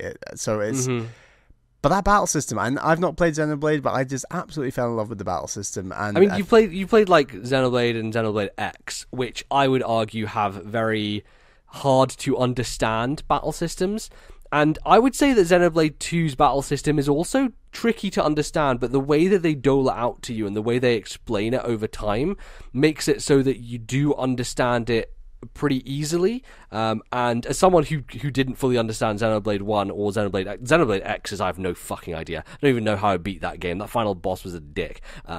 Basically all I did in Xenoblade X was I did like the farming technique with all the hexagons on the map to get as much money as possible to buy the best mechs in the game, and then just use raw power to overpower that asshole, because I couldn't find another way to finish it. Whereas Xenoblade 2, the original at least, does make it very, very easy to understand. And one of those things I would caveat is you should probably play the original Xenoblade 2 before you play this, because there's so much of the story is predicated on that. I wouldn't say Torna stands alone that well. Like, it's okay and you can understand what's going on, but without the context of what happens in the actual main narrative, you're not going to get as much out of it. And also, you're going to maybe be a bit overwhelmed in terms of a lot of the systems and things that they assume you already have knowledge of and you know how they all work. But it's things like the streamlining of the field skills, making that much easier, because you don't have this gluttony of nonsense blades to sort through. The fact that you always have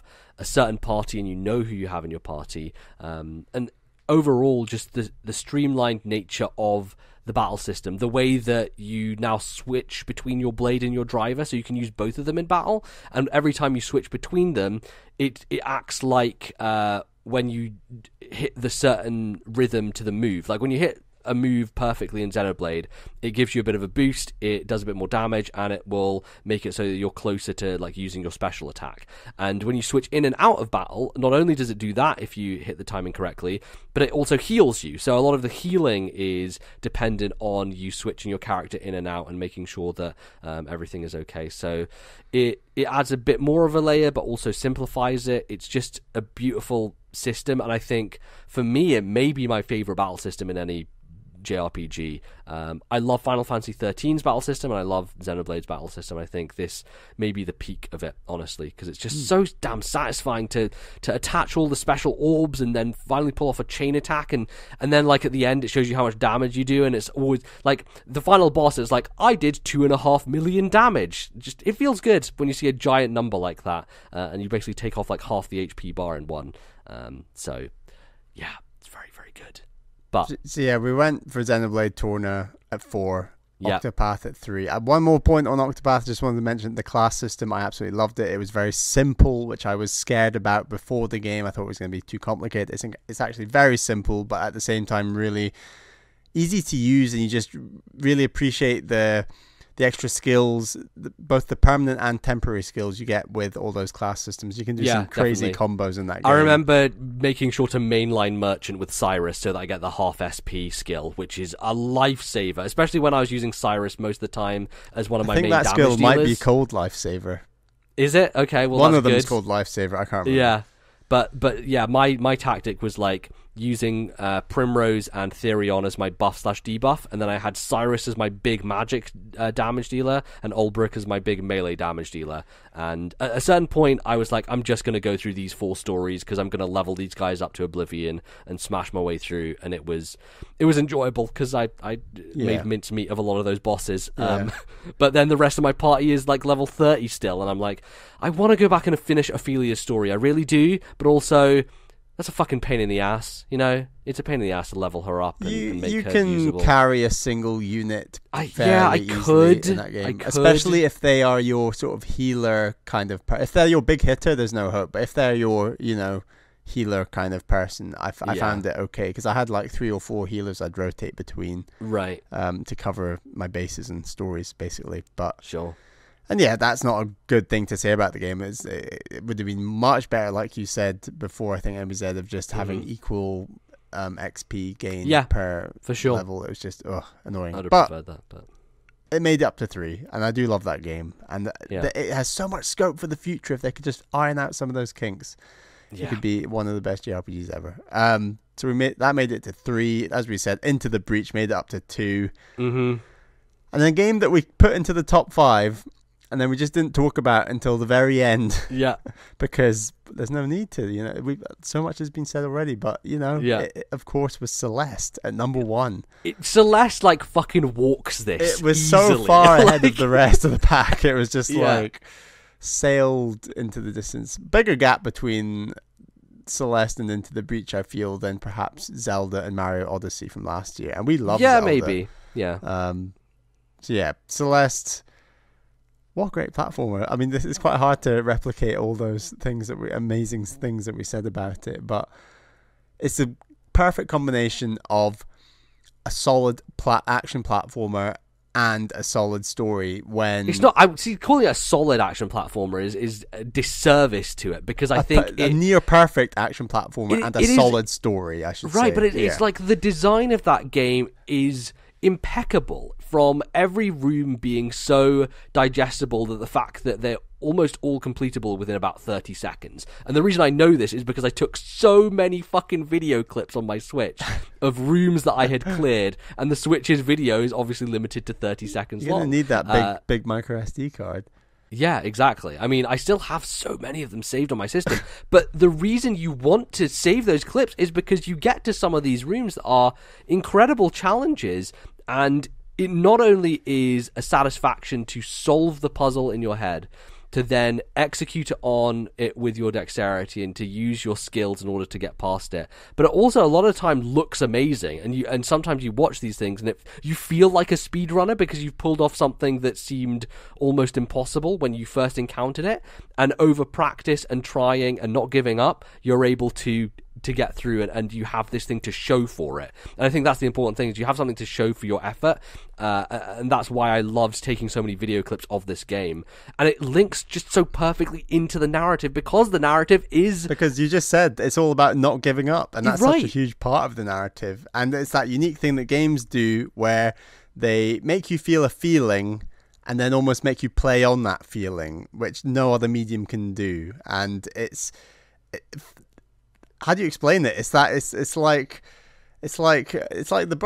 Brothers when you're playing without that analog stick. It's you feel a feeling, and then you have to play part of the game now with that feeling that the story's already told you about, if that makes any sense whatsoever. Right, yeah. Like, it's hard to explain, but this game does it very, very well, with a fairly simple story, but a very, very strong one with what this game is trying to do. And I loved it. It was so satisfying. Right, and I think just some of the ways that it even uses gameplay to embody those feelings of anxiety, and sometimes the ways that you're not able to overcome it. There's the moment with the feather where you have to very carefully make sure that the heartbeat and the feather are aligned, and there's a moment later on where you're unable to do it. It just kind of takes that control away from you. And I think that the way it emblematizes that stuff and eventually gets to a conclusion where you feel satisfaction and you feel like something has been overcome is just tremendous the whole way through. And I think that a lot has been said about the importance of it, and I think it was a really good speech that they gave at the Game Awards when they won that award as well. But it's taking the platforming genre to the next level, because it's kind of surprising, honestly, that games have not attempted, like, this style of game has not attempted to do something more. It's obviously, like, started with the Super Meat Boy trend, which is just like, oh, hey, we're going to model ourselves after Mario. Someone's been stolen by a bad guy. There's been a long time between Super Meat Boy and this game, hasn't it? Yeah, like, it has, yeah. What, 7 years? I mean... Right, I mean, that was kind of the start of the indie movement. It was probably a decade now at this point, almost, which is ridiculous. I think actually 2010 is when Meat Boy came out, so it's like 8 years now. But yeah, it really shows that you can elevate something like this, and it's not that the story is the thing that carries you through, because like that's an important part, but it's just such a smart game. It's so well polished. Its music is incredible and got stuck in my head for just weeks after playing it constantly. And it offers so many opportunities for people of all skill levels to access it, right? Like, it has those accessibility options where it's basically like a cheat mode in the game, where you can, like, slow down time, you can give yourself infinite jumps, you can make it so that you can't, like, die on spikes. It allows you almost into the developer menu to just accessorize it to your whim. And so if you are somebody who... ultimately, the game tells you, like, hey, like, the game is meant to be played this way, like, that's how it fits into the themes of the story and all that, blah, blah, blah. But we do understand, obviously, that, you know, some people just want to get through the story. A mode like that might be a bit weird or pointless, arguably, in a game like Meat Boy, where there's not much emphasis on the story or getting to the end. And maybe I shouldn't say that, because maybe seeing the end of that game is still really cool. But with a game like Celeste, where there's such a big emphasis on that story, and there's a narrative payoff for going through it. It's not gatekeeping around that narrative payoff. It's saying, hey, everyone can have the narrative payoff. You don't need to have to nail this game to despite the fact that it is kind of vital to play that game to really get the full impact of it. I That's appreciate true, yeah, why absolutely. they... And one other decision. good thing I think this game does is it's got, like, a really cool victory lap style ending, where you basically play a mini bit of every single level in the game at the end of the game. I love that. And it's this co-op thing between yourself and kind of the inner demon that you have faced, and just the way that all resolves, the triumph of the music, the way it all links together is just tremendous. It makes such an impact. And I would have loved this game if it had only that, but also I played this game for 35 hours because, holy shit, there is so much amazing platforming that you could put out a second game, you know? Like, the B-sides in themselves are incredible. It's like they spent another however long developing a completely separate game, because when they could have levels... they could have just made another game rather than just make it sort of semi-hidden content in the first game, and that's like, a really cool thing to do. Jules Watson, who's made some stuff on 3DS, he's put out the game Mutant Mudds, which a lot of people enjoyed in 3DS, and then after that had come out, he put out a new game called Mutant Mudds, like, Super Challenge, I believe it's called, which is, hey, here's more Mutant Mudds, now it's really fucking hard.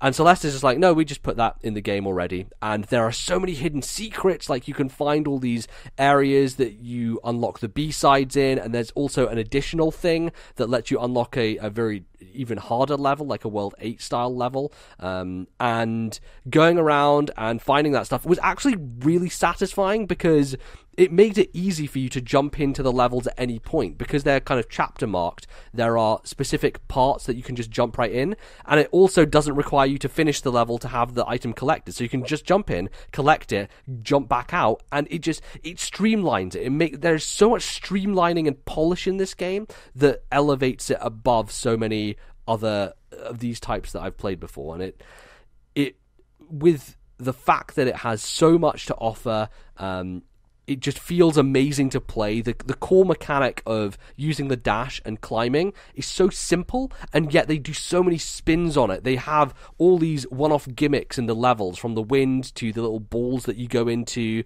to loads of other different ideas that are constantly iterated on and made more complex, but also just different enough from one another that you never get bored, and there's always something new and unique to learn from them. And they even introduced like even more difficult mechanics later on, like the space blocks that you burst through in this, I think it's the second level.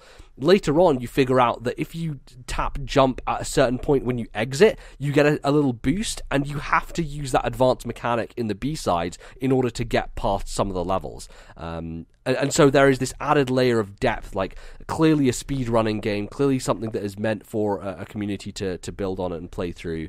So incredibly satisfying, such tight controls, just a joy to play. Looks gorgeous. The pixel art is incredible. I think the character voices are so amazing. The little Animal Crossing voices they have. It's the complete package. It is such an impeccable game on so many levels. And it's also portable because it's on Switch. And the Switch version's amazing. You know, I had no issues with it whatsoever.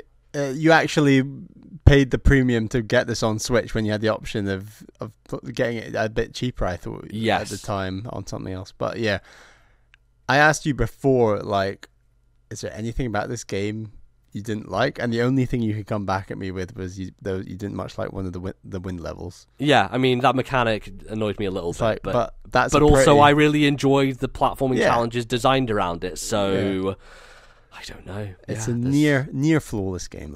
Let's leave it at that. Yeah, definitely. And it has, as I said, it has something for everyone. Even the collectible strawberries that they literally are meaningless because you don't get anything for getting them, but they're there for the sheer joy of people who want to take on that challenge. I think that's the important part of it. Is I found such satisfaction in just overcoming each of the mini challenges that I came across, and they are also bite-sized and perfect, despite the levels being very, very long. Like the last couple of levels will take you like an hour to 2 hours to finish, which is rare for a platformer. But I less think of them as levels, and I more think of them as kind of chapters in a story, and each chapter has a bunch of levels within it, right? Like each room is a level unto itself. Yeah. And that's kind of the wrapping and the way that it is presented. So was this game first shown off in like a direct in January? Yes, I believe it was in January, a direct. The way that a game can just come along that we didn't know about in 2017, and then come 2018, it's our game of the year. I love it when that happens, because it constantly happens though, and I think it usually happens with independent games because they don't have as much of a spotlight. Like they're not going to be the big E3 thing for 3 years that you keep coming back to. Like this isn't a situation with Death Stranding that we'll never hear the fucking end of it, and eventually it'll come out in like 2 decades. Yeah, and when indie developers do end up getting that sort of stretched out run up to their games, like a game like what's it called, the big space exploration, No Man's Sky with that whole fiasco. I mean, it's happening right now with Below. Like Below is a game that people have been talking about for years and years, and like suddenly it's just come out and people are a bit like, well, it kind of feels like it should have come out back then, because the industry feels like it's moved on a little bit in terms of this style of game. So Celeste just revealed itself, came out, very good, and it's our game of the year. Like, and I love it when that happens, and I hope it will happen in 2019. Yeah, I think the thing that speaks most to me about Celeste is you tried it for like 2 seconds and were like, I want to play this. Because it's all about, it's when a game can sell you on its basic feel, like how's the gameplay, how's the action controls, you know, like the second that clicks, regardless of the story, and as good as the story is, I was sold on wanting to play it on that feeling alone. And same with a game like Meat Boy. I think these platform controls I actually do prefer to Meat Boy. One of the weird things is I actually didn't like Celeste's controls when I started, because it takes a while for you to get used to the idea that you dash and also grip with the shoulder buttons. It's unorthodox, definitely. It is, but that's but not to say once you get used to them, it's like this is perfect. Like I wouldn't have this any other way. Exactly. Yeah, and it's awesome. It feels so good when you overcome the fucking seaside. There's one seaside level that, I kid you not, took me about 7 hours to beat. Wow. And it's this level that you can literally finish in 30 seconds. I'll do it one day.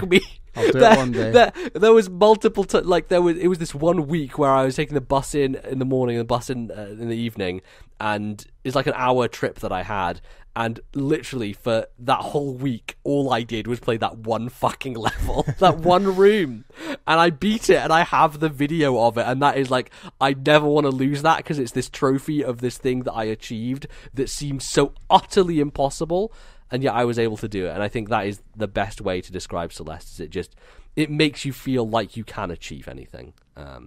That's a great message. So what a game. So there you go, Celeste. Game of the year. Do you want to run us down our top 5, Barley? Yeah, sure. Our number 5 was Super Smash Bros. Ultimate. Number 4 was Xenoblade Torna. Number 3, Octopath Traveler. Number 2, Into the Breach. And number 1, Celeste. Very good. A great year, I think. A year that is defined by the smaller games. Had a few bigger ones in there that we enjoyed, but overall was not quite the juggernaut that 2017 was. I don't think there are as many like amazing games that I enjoyed overall, but I think it was a tremendous year on many fronts, and yeah, got a great deal of joy out of a lot of Switch games this year. Yeah, again, I think I played an absolute ton of Switch games this year. I think most games I played this year were on Switch, and there were just a ton of strong, smaller indie games that came to the system, both new and old. Absolutely, yeah. It was very, very good, and I think next year will maybe be more similar to 2017 in terms of Nintendo's output. We got Animal Crossing on the horizon. Will Metro Prime 4 exist? Yeah, and Fire Emblem 3. Fire Emblem. I keep forgetting Fire Emblem is happening. Another Pokemon, right? And yeah, Metroid Prime 4 is a bit up in the air, but we'll see. Yeah, I'm sure it'll eventually exist. Well, we got our predictions next time. Yeah, exactly. If you are confident enough to think that Metro Prime 4 is coming in 2019, as I was confident it was going to come in 2018. Yeah, that was a joke. I was like, that prediction is never going to come true. You're fucked. Little did I know I wouldn't even literally not see that seen game anything at all. From it. Yeah, not heard a peep. So. So next time, our next episode will be our first 2019 episode, and it will be our predictions special. Bally, do you want to set that up and what we're going to be doing in it? Yeah, I mean, we're going to go over our predictions from 2018, and we'll set out, I guess, 5 new predictions each for 2019. And yeah, send in your predictions for 2019. We'd love to hear them. Send them to ThisNintendoLife@gmail.com. That is ThisNintendoLife@gmail.com. Fantastic. You can find us in various places across the internet. You can, of course, find our Twitter account, which is @TNL Podcast. That gives you links to a lot of different things that we do. Our Discord, our YouTube channel. Obviously, when we post new Patreon episodes, we throw them up there as well. And, of course, we would like to thank all of our patrons for supporting us this year. Yes, thank you very much to our top tier patron, Daniel V. Thank you so much for your support. And also, thank you to our 2 $10 tier patrons. They are, of course, my girlfriend Caroline and Atari Alex. Thank you for your $10 tier support. And yes, we should say that today was the 3rd pillar of Game of the Year, but we outlined our 2nd pillar of Game of the Year, and that was on non-Tendo systems. So that's our 7th episode of TNL Ranks that we recorded a week ago. So for $2 you can download all 7 episodes of TNL Ranks, including that non-Tendo Game of the Year special, and that's a combined top 5 list for all those other great games that came out this year. It's been quite a year. Definitely. So yeah, you can check that out.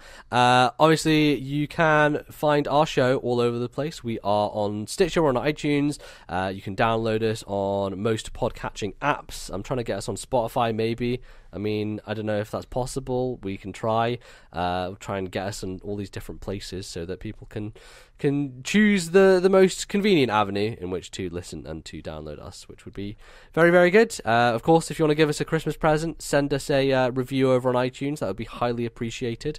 And yeah, I think that's pretty much it. Is there anything else we need to wrap on before we close out the year? A really big thank you. We actually got to 50 ratings on US iTunes, of which I think 45 of those ratings were 5-star. So that's hugely appreciated. And yeah, if you want to give us a rating or a review, that would make a lovely Christmas present. It would, yes. For your 2 TNL hosts.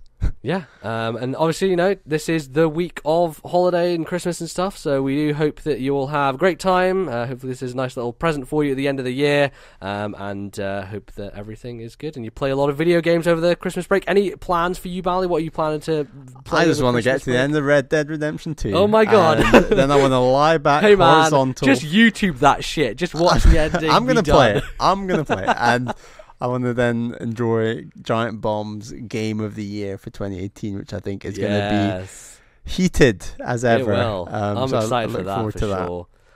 Yeah, I'm going to keep playing a lot of different stuff, bouncing between. I played 3 hours of Skyrim the other day. I'm like, what am I even doing? It felt great. So yeah, I'm just going to keep bouncing around loads of different things. And yeah, thanks everyone, of course, for listening, for continuing with us for another year.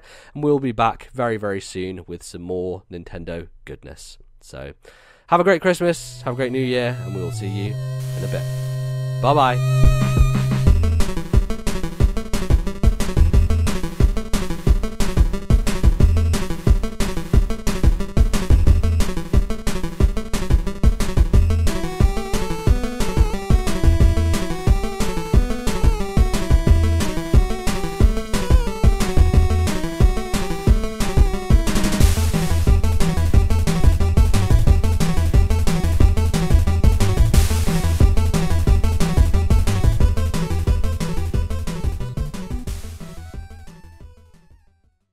The musical interlude used on today's show was a remix of Bloody Tears and Monster Dance from Super Smash Bros. Ultimate, originally from the Castlevania series. Copyright Nintendo and Konami 2018. Alright. Da-na-na-na-na, la la la la la, la la la la la la la la, clap clap to fill the void of silence. Cut this out in the edit, cut it out, don't forget you knob, otherwise this will be a really stupid thing and people will It's going to happen at some point. One of us is just going to leave one of these big stupid blank spots in there. I know, and then people are going to be like, what the fuck, do you edit this thing or not?